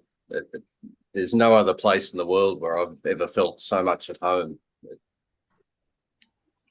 Tasmania comes close for some reason, but just the feeling I had when I was living in the UK and Ireland was just this real sense of home, you know? Yeah, really miss it. I'm hoping to get back there later this year, actually. Oh, which part? In England, we lived in Wheatonstead. It's just near St Albans, very close to St Albans. Nice. Yeah, I've looked on the map recently, and the layout of it has all changed since I was there, and there's new housing estates and things like that. But yeah, I really miss it. Really miss it.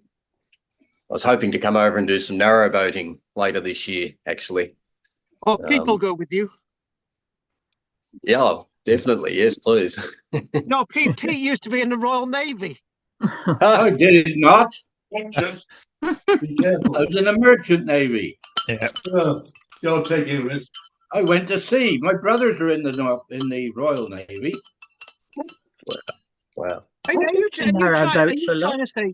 you trying to say that this is about a bit like HMS Troutbridge and they never went to sea? That's what I used to tell them. This is all right for you. You're in the Royal Navy. I've been to sea. They say the proper Navy. They saved us in the war. I've been narrowboating around quite a bit of Britain when my husband was alive. Yeah, he used to love it. Yeah. What is it? Narrowboating, you said? Yeah, on the canals or the rivers. All right. I would love to have seen it in its heyday when it was used. You know. Yeah. Yes. Yeah. A lot of history to it, isn't there? As you travel around. Absolutely, and I really admire the people that have kept the tradition going. The actual working narrowboats, the fuel boats, I think, are fascinating the way they keep their tradition going. Yeah, supplying coal.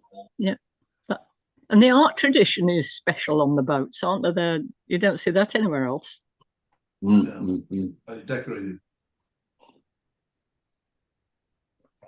It was the main means of transporting materials around the country, wasn't it? And people lived on them. They had a little cabin at the back, you know, in the heyday, and they raised their children in this tiny cabin, and I suppose they had to walk along the towpath. Or I don't know. It's amazing. It must have been a very hard life at that time. Well, it's the backbone of the Industrial Revolution, wasn't it? Even before steam came along. More or less replaced by steam. So they basically built the country with the narrowboats, didn't they? Or built the Industrial Revolution with the narrowboat industry. But that was mostly in England, though, wasn't it? Yeah, I think so. Yeah. Well, it's in Wales as well. I've been on the Welsh narrowboat. Wales, yeah, we've got one in Swansea, Monmouthshire, Glamorgan, Brecon. We've got a few, but but by the way, Port Arthur, we used to have somebody that worked at Port Arthur on Tasmania once, and it is Port Arthur, isn't it? Yeah.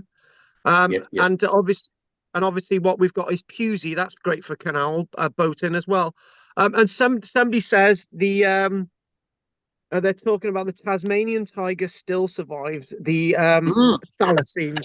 Yes. I was looking at that. Yeah. I believe that to be true.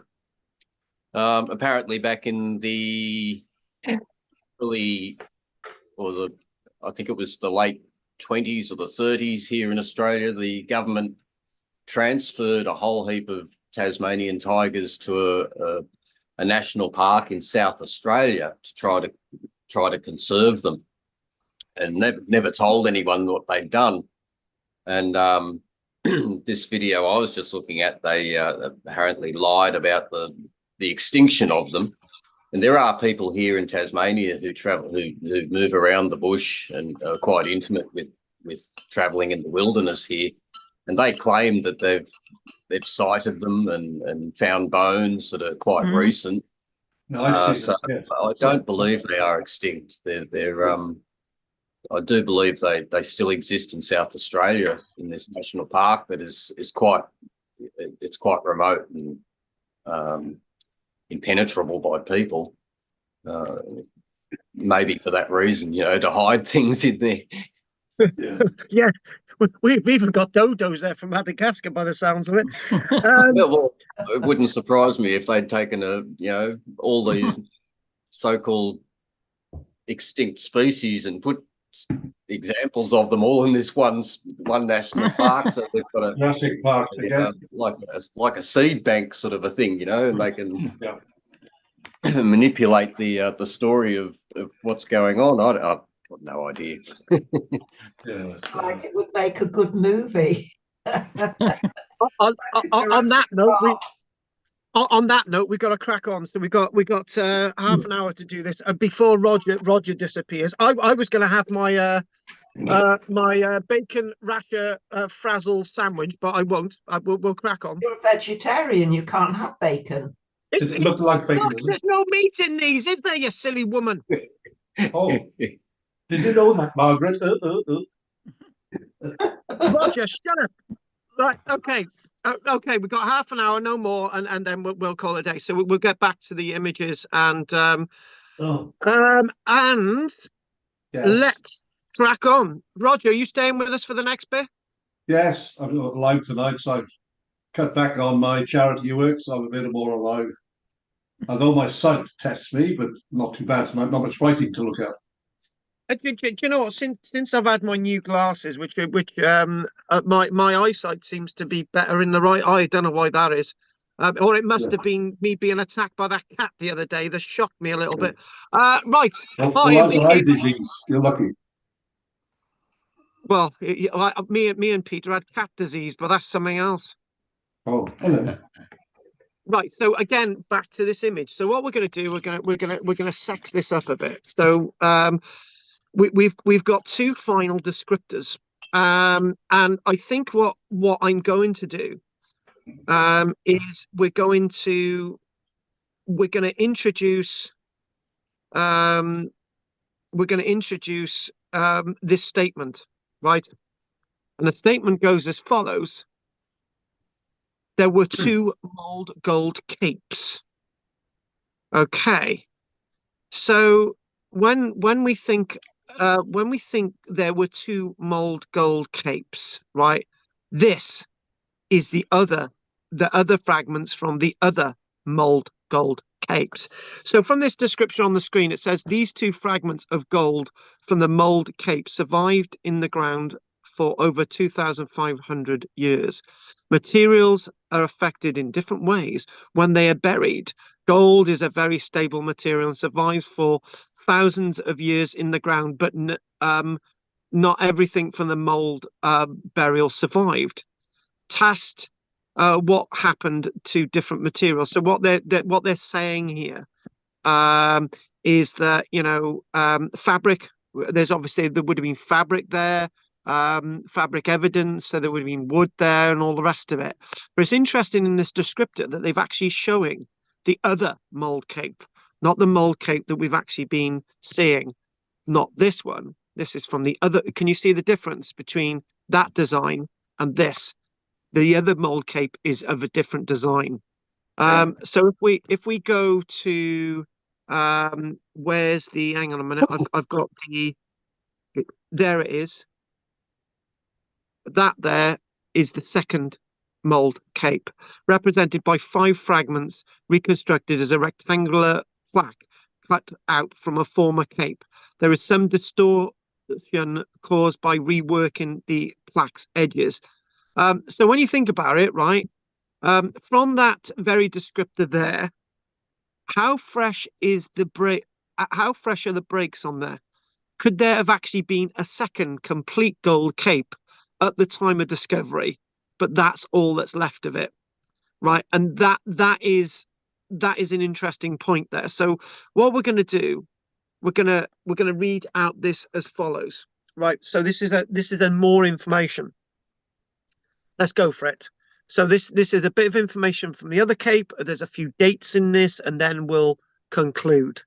So Dr. Stuart Needham, Honorary Research Fellow at the National Museum of Wales in Cardiff, and formerly Curator of European Bronze Age Antiquities at the British Museum, London, has recently published a most comprehensive and significant essay about the artifacts that we see found at the Barrow. Now, there's another name for the Barrow. It's Gammer's Hill. So we've been doing this lecture today, and it's like loads of different names for the same location. Bryn i'r Ellion, another name, Gammer's Hill. Now, the information, as we know, the evidence is displayed in a few localities, not just the British Museum in London. But sensational information has come to light within the past 2 decades regarding the Gold Cape. So here we go. This again, I'm just reading out what I've got here. We already knew it had been hammered out of a solid ingot of 720 grams. How do we know that? New scientific research has revealed that the gold was of a high quality and that it possibly came from 2 sources in Ireland. But equally exciting, there was comparable deposits of the mineral in North Wales. So are we totally clear that the gold is from Ireland or in fact from North Wales? We're not now. Indeed, there are sources at Molfamar and Kilkine, but little is known of how successful was its extraction at those 2 places, which are very near to mold. So in other words, what they're saying is now they know that there was gold extracted in North Wales, but before they thought the gold had come from Ireland because the signature was similar to Ireland. Now we carry on, right? Some metallurgists support the view that the gold may well have been panned from alluvial sediments running through drift deposits found in the streams at the upper reaches of the Dee. But how can it be panned when it's 1 nugget? These facts, together with the distribution of Bronze Age barrows, cairns, and ring ditches, have convinced archaeologists that the Cape is older than had been originally thought.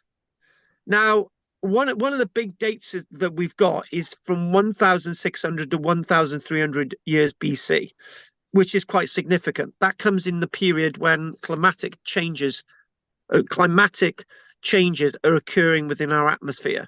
You know, population's dropping, but it could have actually belonged to 3,900 years ago, right? 1,900 years BC. So that puts it in the golden age of the Bronze Age. The people involved at this time are reckoned to have dwelt between the rivers and the mountainous landscape associated with the River Dee. Now, here's some other points. The Cape is thought to have been a ceremonial symbol of power. Have we discussed that? Big question, folks. Remnants of another that we know about. There's remnants of another one, so they're discussing this. Now, all of this goes back to the 1830s and the find site. And then it makes me ask a question, which we haven't asked this question, right? How do we know it came from that mound in the first place? We don't. We don't know it comes from that mound in the first place. Because, you know, I'm going to tell you a little bit of a story, right? You know I love my little stories, right? I think the year was 2011, right? I had been called out to see the destruction of what was left of a medieval village in Sully. Blah, blah, blah. I don't need to tell you anymore, but I will be writing that report in the near future. There were metal detector enthusiasts on site that I had to monitor, right? So I was monitoring the metal detector enthusiasts. Now, they had found this one bronze medieval seal stamp, right? It was a beautiful object. And they showed it to me and they said, oh, we found it in the field. And I said, you've got to report this. Yeah, we reported it. Anyway, so I would go around the field and they say, oh, we found the silver coin here, we found this here, we found that there. I'd be writing it all down, right? Only at the end of this did they turn around to say, oh, actually, some of these things came from a completely different field. We just told you they come from this field because we knew we could keep them because we had permission to be here. And I just thought, I have just completely wasted my time because they've been lying to me from day one, right? So if we take that into, how do we know that this gold could have come from somewhere else? This could have come from someone else's land, right? We don't know it came from that mound, right? So that's the point. So carrying on, Dr. Needham says, we cannot know whether it was of the other cape. Now he's talking about the other cape. He's talking about the other cape. We cannot know whether the other cape was of similar size to the main cape, but the sheet metal is thinner. So this is thinner than the other cape, right? So the likelihood is that the mass metal was less. So it didn't weigh as much as 720 grams. Although this object too was made of moderately high silver gold content, level 2% lower than the cape. So to give it stability, there's a level of silver content in it, which we haven't discussed at all. Dr. Needham says, given these various observations and deductions, it is hard to escape the conclusion that the mold cape and its predecessor cape had a strong component of gold originating in source within southern Britain, right? So the point is with this, right, and we've got to say this, right? They're saying that this is an earlier cape, right? What makes this an earlier cape when we don't know the style of the other cape, right? And that's the point. We're presuming this is because right, okay. There's something called seriation, right? You can clearly see that there's the lines, and that there's impressions, right? So if we want to look at that, that's more developed. So obviously that's earlier and that's later. It's called seriation. It's a technique that Flinders Petrie developed in the end of the 1800s. We talked about seriation. Something's a little bit more simpler, right? Therefore, it's older than something more complicated, right? As it gets more complicated, it gets newer in time. Agreed? Sorted. That's how we think that this is newer and this is older, right? So when we think about this, therefore, this and the other no, you need to ask the question, right? How do we know that this is a cape? Because this is all we've got of it, right? We're presuming it's a cape because it's found with another cape, right? So when we look at the reconstructed image of the other cape, so let's have a look at the reconstructed image of the other cape, which is there. So we're now presuming that this is the remains of another cape, right?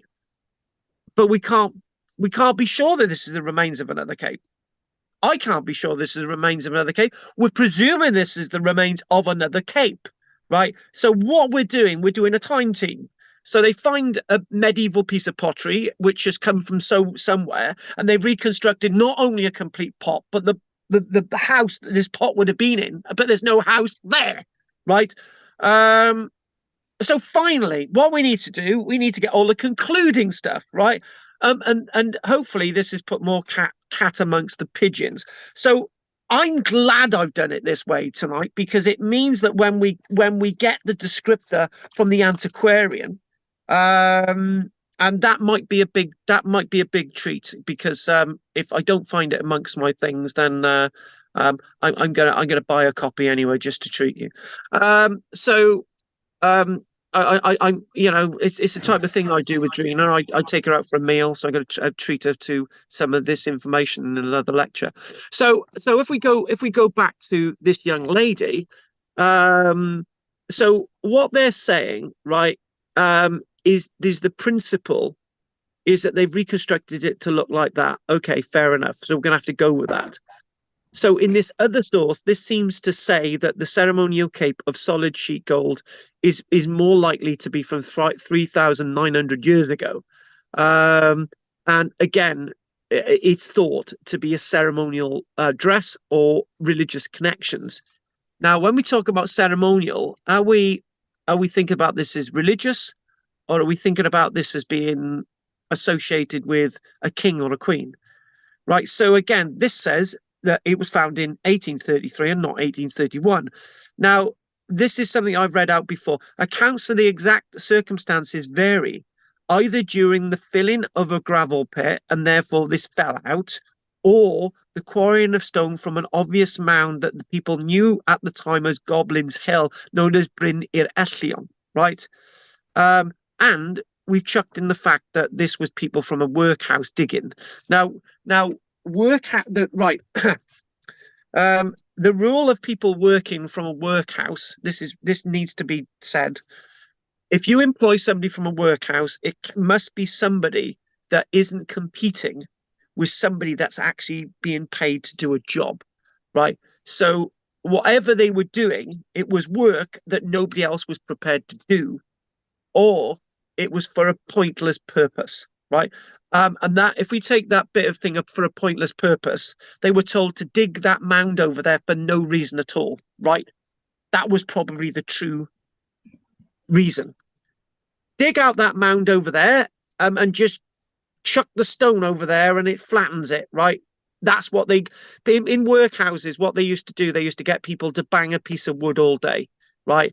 Or they used to get people to smash gravel, right? And then to chuck the gravel in the sea, right? For no reason at all, right? Workhouses were not to compete with trade, right? And therefore people put money into it, right? So the gold cape had been placed on the body of a person who was interned in a rough kist, stone-lined grave, but we don't really know much more. And there's a cremation there as well. The preserved remains of the skeleton were fragmentary and the cape was badly crushed. Well, okay. There was an estimated not 200 amber beads, but 300 that were thought to be found associated with the body in rows, had originally been on the cape or under the cape, but only a single bead survives today. So in other words, we've got members of the public who are digging this thing out, right? And the other thing as well is, when they're finding this, there's a load of mud, right? It's not just found, oh, by the way, we found the beads, they're in rows, there's a gold cape, right? We don't have to do any digging. Wow, human remains. They would have had to have physically dug this out. They weren't archaeologists. So from all the descriptions, it's making out that, somebody was there as an archaeologist. So suddenly they're digging away, they lift up the slab, and they and then there's a load of soil, and then what they find, they find the beads on top of the cape or under the cape or above the cape or wherever the beads are, right? Oh, and then they find the cape. Oh, and underneath there's human remains, right? That's what an archaeologist would do, not a workman, who then took some of the gold for themselves, gave them to the landowner, Mr. Langford, and then the clergy came in to take descriptions of the people who'd got the gold. Not all the people who had the gold were still in the area. They had buggered off. Also associated with the cape were remains of a coarse cloth and 16 fragments of sheet bronze. Hardly any of the bronze survived, right? Now, the bronze itself would have backed the gold, and it would have been attached by rivets, apparently, to the gold or the bronze sheeting. I don't see any evidence of riveting, but it would have been sewn on, or we see little. So if we look at that again, we can see little incisions there. You can see them at the top there. You can see all that there, right? Okay, there. And if you're seeing something on the screen, right, there's something that hasn't been discussed yet, and I don't know if you can see it, right? I need to write this down, right? There's something odd about that image, right? And maybe some of you can see it, right? And I'm going to write the words.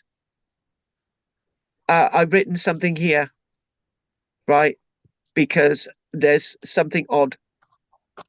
Don't say it, right? Thank you. They apparently, among the artifacts found, there were also 2 gold straps. Huh? Gold straps? What the hell are they? And an urn with large quantities of burnt bone and ash was found 90 centimeters from the grave, and a statue of Lloyd George. Don't worry, Kieran, you'll work that out eventually. The cape is 458 millimeters wide, right? So 45 centimeters wide. It was designed to fit somebody of a very slight build, perhaps a teenager. And although the sex of the person buried in this grave remains unclear, the associated finds are likely, by comparison with similar contemporary graves discovered, to be those accompanying the burial of a woman. The cape shows signs of having been worn and appears to have had a leather lining. Right, okay, I'm going to spit out what I'm seeing. Right, do you see those 3 holes there? Hang on. Mm-hmm. Yep. Right, okay, let's just do it, babes. Those 3 holes there. This is the reconstructed stuff, right? Those 3 holes are very similar to those 3 holes, right? So that means, as I've written down here, was it complete in the first place? Because that shows signs that it was a restored job, that it was like, when we go to Sutton Hoo, we see that the treasures of Sutton Hoo are damaged or broken or bad, or they're not as good, right? But they're buried, and they reconstruct these things as if they were complete at burial. That to me doesn't. Okay, then let's have another little look, right? Okay, let's do that. And look at this here.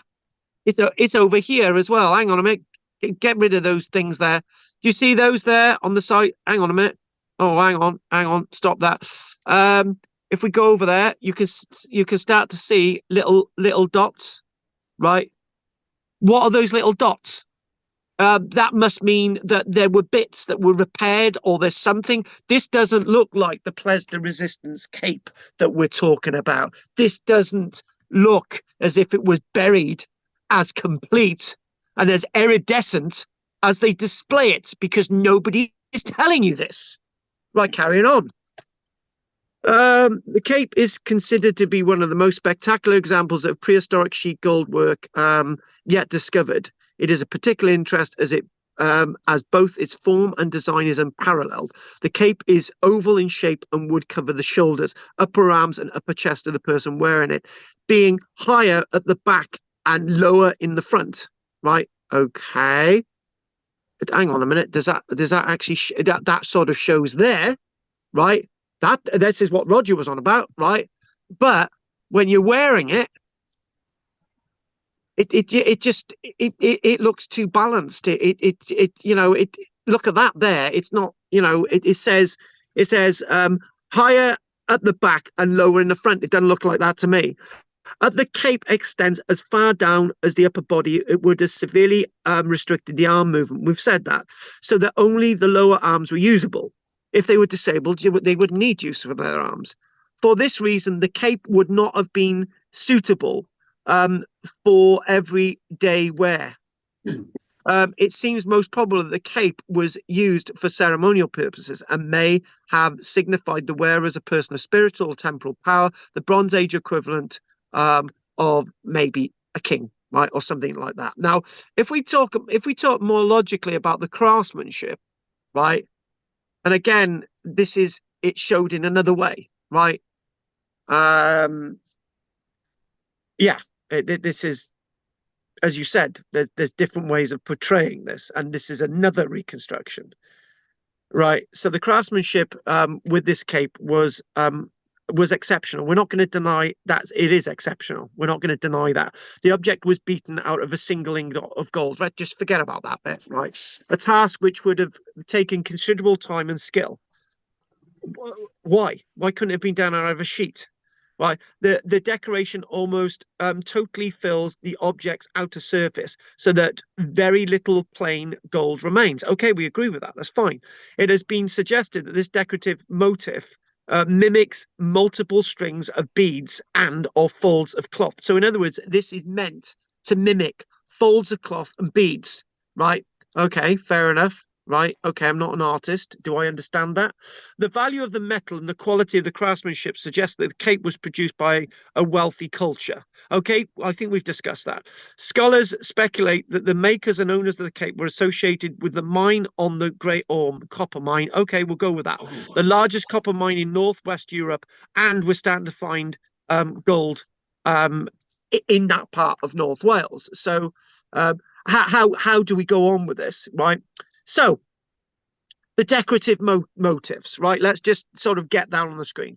So here we go. Around the neck and base is a line of perforations. We know what they're for. Those perforations are for attachments, right? It says there are 3 zones of decoration on the cape. A band running around the base, a curving panel that dips at the neck and rises over the shoulders, and 2 matching panels to fill in the upper arm areas, right? So you can see that sort of coming in with the arm areas. Oh, hang on, I might get rid of that. With the arm areas here, slightly different, right? Where it sort of shows like this, it sort of comes in at a V, which again is quite significant. Right. So what we're talking about, yeah, it sort of does a lot of verbal diarrhea here, where it talks about decoration. It talks about bosses. So you've got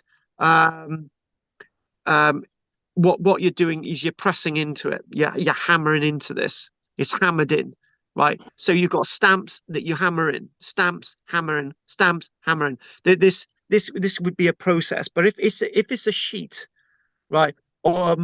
Then if this is done on some kind of the thing is this is done inside out, right? Obviously it's a really complicated artifact, right? It has to be said that the person doing this would have had a lot of experience of making these things. So when we get very excited and we think, right, okay, we get very excited and we think, okay, you know, this is exceedingly exquisite, right? But we can say the same about our flint arrowheads. We can say the same about a piece of medieval pottery, a piece of prehistoric pottery. We can think about all of this, right? And obviously, when we think about the perforations, again, the perforations along the upper and the lower edge would indicate attaching to a lining, perhaps of leather, which has decayed or may have been present, because we've got the descriptor that there was some evidence of material. So the bronze strips or the bronze underlying, we don't really know enough about that, but that would have added extra support to this object, right? So I think what we need to talk about is keep this image on here, and this is bringing up a lot of discussion now, and I've got to be very careful of the discussion, right? And we've got enough time for it, so maybe everybody try and keep it sort of condensed. We're coming up to the hour now. Parallels, the mold cape is the only is to us, right? Is one of 2 major pieces of gold work that's been found in this country, right? There's other pieces. There's another piece from Wessex that we'll do again, which is associated with the Wessex culture. But as an individual object, the mold cape, disregarding any other gold objects from a British context, this is very, very unique. So the gold cape shows both indigenous and continental influences, something Adam was talking about, similar treatment of decorative motifs. may be found in other artifacts of metalwork, whether it's in copper, whether it's in bronze, whether it's found in France, whether it's found in Scotland, but obviously associated with Europe. This distinctive these bosses that run these endless bosses that run there, right? These endless bosses that run. This is sort of very sort of typical and replicating, very similar to some other metal Scottish work that isn't necessarily in gold. So this sheet work itself, now it's talking about sheet work rather than hammer work in a nugget. Can you see how difficult it is of discussing this? Therefore, after the dominant preference for sheet work in the British Isles, this is then eclipsed by torques and single solid rings. So this is the other point, that when this is produced, they may have produced other things like this, but then they didn't produce anything like this again, right? Even though they were capable. Do you see what we're talking about in prehistory? One minute we've got these massive burial chambers. Before that, causewayed enclosures. We never have causewayed enclosures again. We never have burial chambers again. The beaker people, the beaker burials and all that stuff develops. And then we've got burnt mounds in the Bronze Age. We don't have any more burnt mounds. We have a few of these. We don't have any more of these going into the Iron Age. So this is the thing. We have this in prehistory, right? We almost have things that work and then nobody does them again, right? And then we do something else and that don't work. We don't do it again. Usually in history and archaeology, things continue, but they just stop. Don't give me this thing that, oh, there's not enough gold to produce these things. There is. They've got gold torques in the bucket load in East Anglia, right? But they don't produce any more of these. Except, how do we know they didn't produce any more of these? Because we only ever found one. Now, the last controversial thing is as follows, right? So here we go. It goes as follows: excavation and display. Since its backing had decayed, the fragile cape broke up during recovery. The pieces were dispersed among the various people we know, and one big piece was kept by Mr. Langford that was sold to the British Museum. Small fragments have come to light intermittently over the years and have been reunited with the larger portion. Okay. Are they from this? Are they from another cape, from another part of Britain? Oh, by the way, it looks like it comes from the Mould Cape, so it's part of the Mould Cape. Is that the thing? Okay, it's small fragments of the actual cape are on permanent display in the Daniel Owen Centre's museum in Mould. Right, I didn't know that. I've been there. I don't. Yeah, there we go. But they've got a reconstruction there. Later detailed study and restoration revealed the full form of the cape, which at one time had been misidentified, as we know, as a chest ornament for a horse. It also became apparent that a second smaller object, which is matching, was present in the grave. Now, that's the thing. We've only got a bit of it. Now, the thing is, the other cape as well, which we've only got a bit of the other cape, right? How do we know that wasn't present? And actually, that clearly looks like that's been cut. It really does. Except there's little dot marks in it. What's all that about? So here we go. The last controversial thing, and then we'll call it a day, is this proposed repatriation to Wales. There have been calls from various local politicians to repatriate the artefact to a museum in Wales, although in 2011 it was stated repatriation of the artefact was not part of the current Welsh Government strategy. For me as an archaeologist, I completely disagree. This should remain in the British Museum where it's safe. In 2002, it said that an assembly membership for Delyn called for the British Museum to return the artefact to a North Wales museum. We don't have one secure enough. It's solid gold. The artefact is said to be held in London over security concerns. It's dead right. Such a museum in North Wales would need to be secure amongst secure could be. In 2011, finally, the Cape was temporarily returned to Wales on loan, with the local tourism expressing his disappointment with being unable to have it permanently in Wales. Right, 2015, a Delyn AM Assembly member repeated calls for its return, raising the matter in the Welsh Assembly, and with the First Minister. In the same year, Delyn County Councillor tweeted for the Cape to be returned to Wales. 2022, the academic and former librarian of the National Museum of Wales Andrew Green, called for the British Museum to return artefacts, including the Cape, to Wales. And as an archaeologist, completely disagree. This should remain in London. And the reason why it should remain in London, we don't have good enough road networks or train networks for everybody in the UK to see this in a museum in North Wales. It should be in London, which has decent connections with everything else. You might completely disagree with me, but for the world to see a Welsh treasure, it needs to be in London. That's my argument. You might disagree. There you go. Let's see. Let's go off this now. We're going to call this a day. Let's have a discussion. And what we're going to do, we're going to go to Roger and then David, who both they want to leave in a minute. So we'll do Roger first, then we'll do David. Right, Roger, quickly. Yes, I'm not sure, going back to the beginning of this cake number one, how much was found crumbled up. Was it the shape of the shoulders they given there? Because it reminds me somewhat, especially with the attachments, of some sort of breastplate. Something similar to something I'd say with Egyptians, something decoration there on a person, maybe, rather than a total cape, because having something shaped over the shoulders to the elbows, it means it's something you can imagine somebody being crowned or using the orb and different things to keep your arms down. You don't need to be raising them because it's very sedentary, as somebody would be being made king or something. So it's difficult to know what exact shape was constructed from what was found. Although you said one was bits and pieces, it's a bit confusing as to what made them think it's a very fancy sort of cape rather than a part of some sort of breastplate which would be attached, because the thing would be quite heavy, that mass. I don't know the thickness, the gauge of the metal, but it gives me doubts with that. I'd like to find out more. Maybe Roger, if you do the live, then we can discuss this more on the night. And actually, thank you for that, Roger. I think David might come across this. This is the type of thing David would say.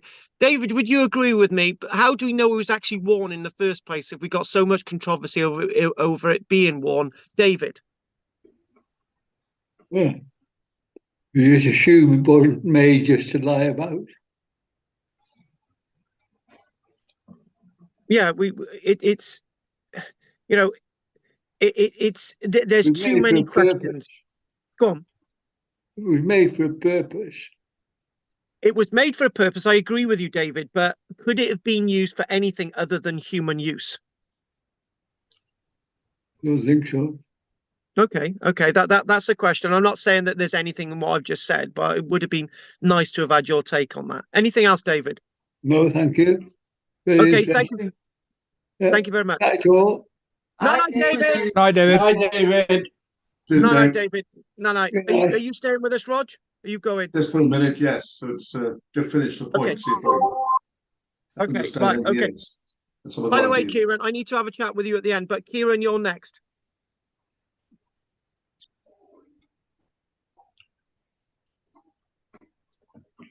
Go on, Kieran, give it to us. Well, the first thing that struck me was if you go to the full picture of the Cape, and where there's a section that's been in the very centre of it down the bottom. There's a section looks like it's been put in there in the reconstruction. To my eye, it obviously looks like a completely different quality of gold. There's a little dark section down the bottom there in the centre where the crack is, to the left of the crack. That section that's been put in there, the design to my eye doesn't fit it. It's not the same design. It's a similar design, and it looks like a completely different quality of gold to me. Go on, carry on. Yeah, just the beads don't seem to match up in it doesn't look like it's come from the one piece of artifact. That little section looks like it's come from another artifact of a similar style. Maybe it looks older. It looks, if you look at the the dots down the bottom, look slightly more worn than the ones to either side of it. Yeah. It could be just my eyes. It could be just no, it's not. It's not your eyes. or the screen. But that's the interpretation I take from it. The big question is, right, the big question is, why, if that is reconstruction, why is it done so poorly? Yeah. And as one of the other guys mentioned, how do we know that that's what it looked like? We're assuming that its function was a cape, or it could have been something completely different, and they've just constructed it the way they wanted it to look to support a narrative or something. I don't know.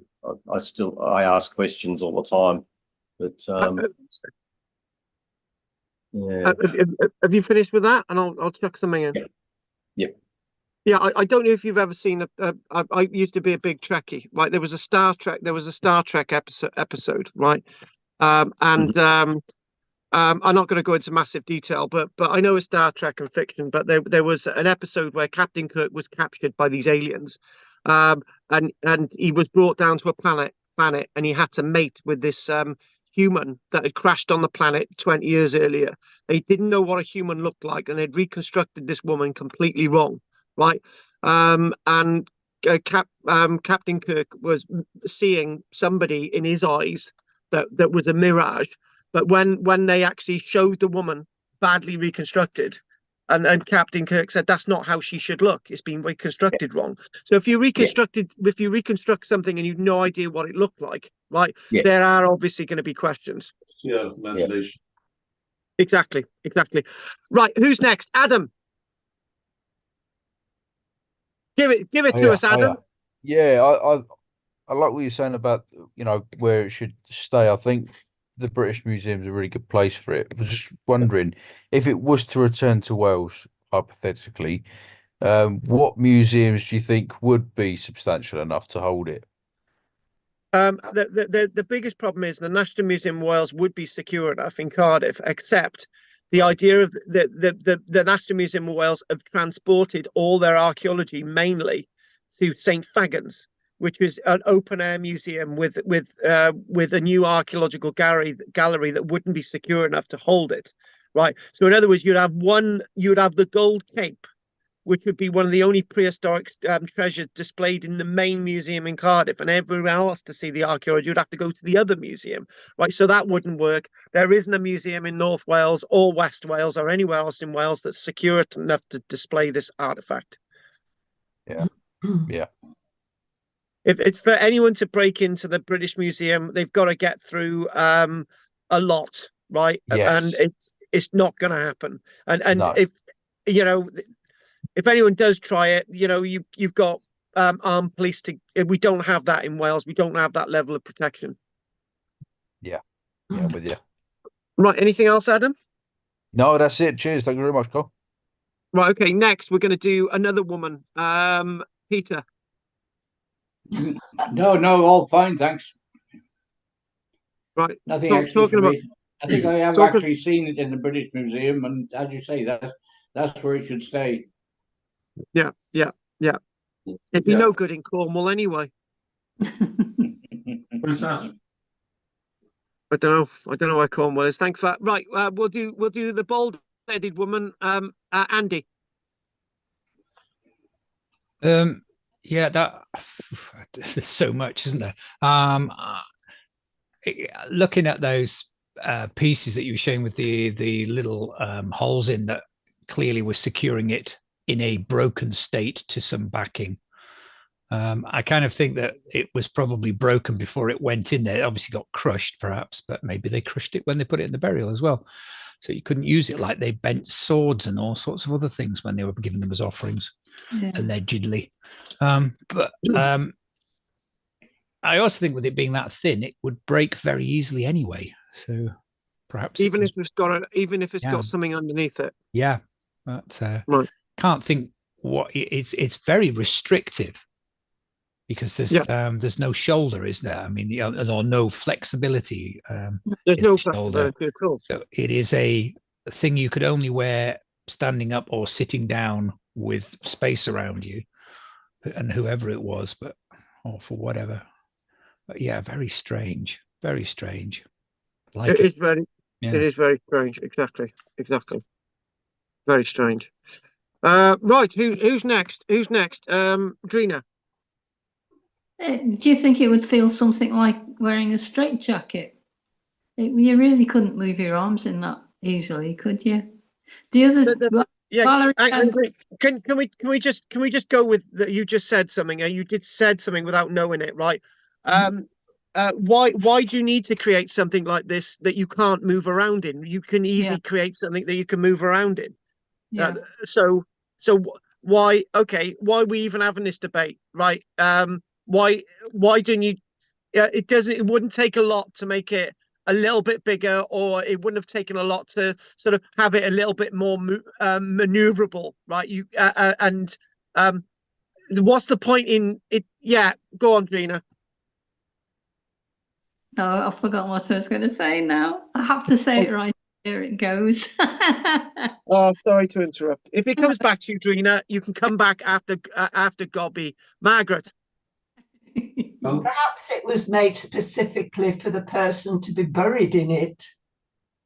How dare you even say that? Exactly. But then again, there's lots of signs of it being broken. But then again, there is a tradition going all the way through the prehistoric period of a burial custom. Maybe everyone's buried in it.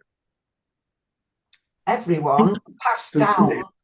Yeah, it's passed down for people to be buried. The body rots away, as we see in the causewayed enclosures, as we see in the Neolithic chambers, right? Bodies being moved and bones, and we see Callahallen and all the rest of it, right? What's stopping this being reused? Well, a bit like a christening robe that's passed down through the generations. It could be a burial. I don't know. It was just Drina saying you wouldn't have been able to move in it. Right. So maybe, it was just for the burial.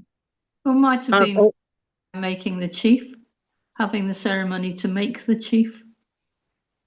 To make the chief. To make the chief. Like a crowning. Yeah, that's right. Or it's for a baby to be christened. Somebody's mentioned online. It's one of our people online, Mr. Wood. He said, "I'm convinced that this was for a chariot horse made up of many gold nuggets and gold fragments from rivers." So that's his. So obviously he's thought about that in the past. So that's what he's convinced with. But he also mentioned something else. St. Fagans is brilliant. So is Cardiff. But British Museum is the best place for this, which I'm surprised with our friend saying this. Knowing that he's been online with us for a while. And by the way, send the Elgin marbles back. We don't need them. With every other countries want what we have. Loads we can show. That is a point, right? That is a point. There's a big point to be made there, right? If we send back, well, okay, I don't necessarily agree with sending all these treasures back, because people go to the Smithsonian and the Louvre and all these other places, and the Pergamon Museum and the British Museum, because there's treasures from all the way around the world. Okay, so say we sent most of our treasures back, right, to the Benin bronzes, we had the Elgin marbles, we sent lots of the things back. We would be able to fill those galleries 10 times over with the stuff that we have actually found in this country. In fact, I think the figure is only 10% of everything that is in the British Museum is ever displayed. 10%. So 90% of everything in the British Museum is in boxes, and some of it will never be shown. Right, and it's full. We've got, 5 million items in the British Museum and counting. Same with any museum, isn't it? Yeah, same as any museum. Yeah. The thing is, okay, this argument with sending stuff back and all the rest of it. If we were to send stuff back to Iraq, right, after the illegal toppling of Saddam Hussein in 2003, right, if we'd have sent everything back, it would have been destroyed and blown up. Yeah, well, that's another good point, Carl. Yeah. Yeah. So there are, you mentioned about the bloody tigers, right? you mentioned about the tigers earlier on, and obviously there's a place in South Australia, and there's all these animals there, right? Okay, the point is to be made there, right? Is if all the elephants were wiped out in South Africa, right, we would still have elephants in different parts of the world, right?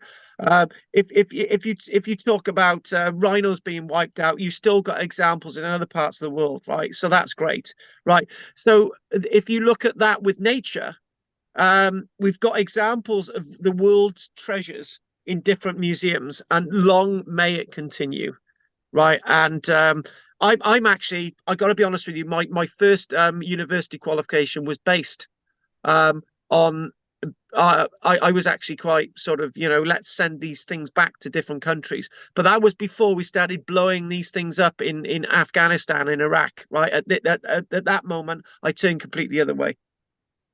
Because there was a point in 2000 around there, that the world was safe and everything was a really nice place and everything went to pot. And at that point, no.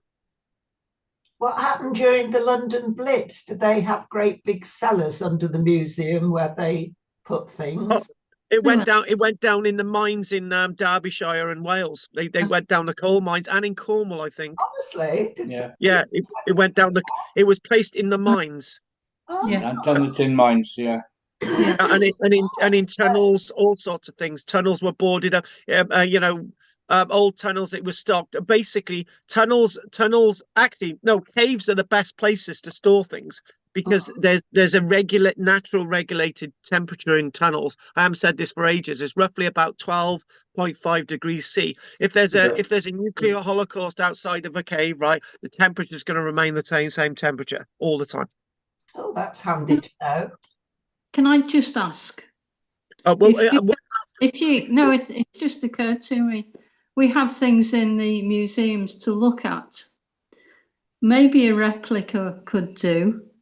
What are we getting from looking at these things? The people that get information from them, it's important that they see the right thing. But to a layman like me, if it looks exactly the same, I'm getting the same from it. Yes.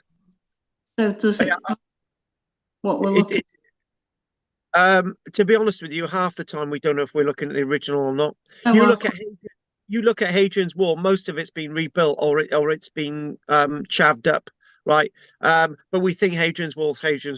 We've got whole castles in Wales that were rebuilt and reconstructed by Lord Bute when he had a lot of money in the 1870s. We got Castle Cork, we got Cardiff Castle, we got Caerphilly Castle. All of them rebuilt. You look at these and think, oh, this is what it's always been like. It hasn't. No. Oh, you're spoiling everything now, Carl. No, I'm not. Use your imagination. Ruined everything. Oh, I tell you what, when you come to my live show, right, I'll give you a hug on the stage, okay? And that's it. Couldn't we put a cape in Mould Museum? Oh, there is a replica of the Mould Cape in the museum. Yeah, there is. Yeah. Oh, yeah. Okay. It's probably made of fiberglass and painted gold, but that's fine. There's the replica there. Yeah. It's a pity they couldn't get any DNA. Go on, Drina. No, I was going to say it doesn't matter. We know from it. How do we know? As Anne said, Anne, oh God, we nearly forgot Anne before. Right, Anne, go on, go for it. But I'm shouting up. Looking at the bits and how do we know it was even a cape? Yeah. I mean, with the horse, but it could have been all sorts of things that were used at that time, and we don't know about, but it could have been because it was in bits, and it could be assembled in all sorts of ways. Yeah, that's why there's little holes down the bits. And the other thing as well is, we're presuming it was used for one thing, and that's obviously my thing, that it wasn't. Yeah, used for other things. I'm just saying it could have been another thing. I'm not saying it could be used for multi-purposes, but it could have been for other reasons than we're looking at, because it's so many bits. Yeah. Exactly. Yeah, and Mr. Woods is saying it's all in the Smithsonian. Yeah, there's lots there as well. So right, Kieran, don't forget to stay on. So we'll say goodbye to everybody, and then you stay on, okay, Kieran? Right. Anybody else want to say anything else before we finish? No. Right, we'll be here next Tuesday. Really appreciate. And next week I will tell you in advance what we're doing next week. Maybe we could do flag fen next week, and we'll do pottery another week. We'll do flag fen. That's what we'll do. Okay. Yeah. Thanks, Carl. Okay. Thank you. Okay, so we'll say goodnight. Peter, Margaret, Anne, Andy, Adam, Trina, Kieran will stay there, and Roger. Night, folks. Bye. Thanks, Carl. Nice to see you, Kieran. My pleasure. Yeah. Kieran, stay there. Right. See you, Anne. Night. Right. So what I'll do, Kieran, is we'll have a little chat at the end now. So you stay there. I'll get this off live. Okay. No worries, Carl. I'm just gonna get this off chat. Hang on. 1, 2, 3. No. Anyway, everybody, thanks for joining us tonight. Mr. Woods as well. Thanks for your continued support, Mr. Woods. And we will be back tomorrow, Wednesday, and Wednesday morning at 11 o'clock. So thank you very much, everybody online. Don't forget to like and subscribe. And thanks, guys. And we'll go from there. So we'll cut off YouTube now on 3, 2, 1. So we'll cut live. Thank you. Oh God, hang on. I've got to remember how to do this. Hang on. Oh right, live.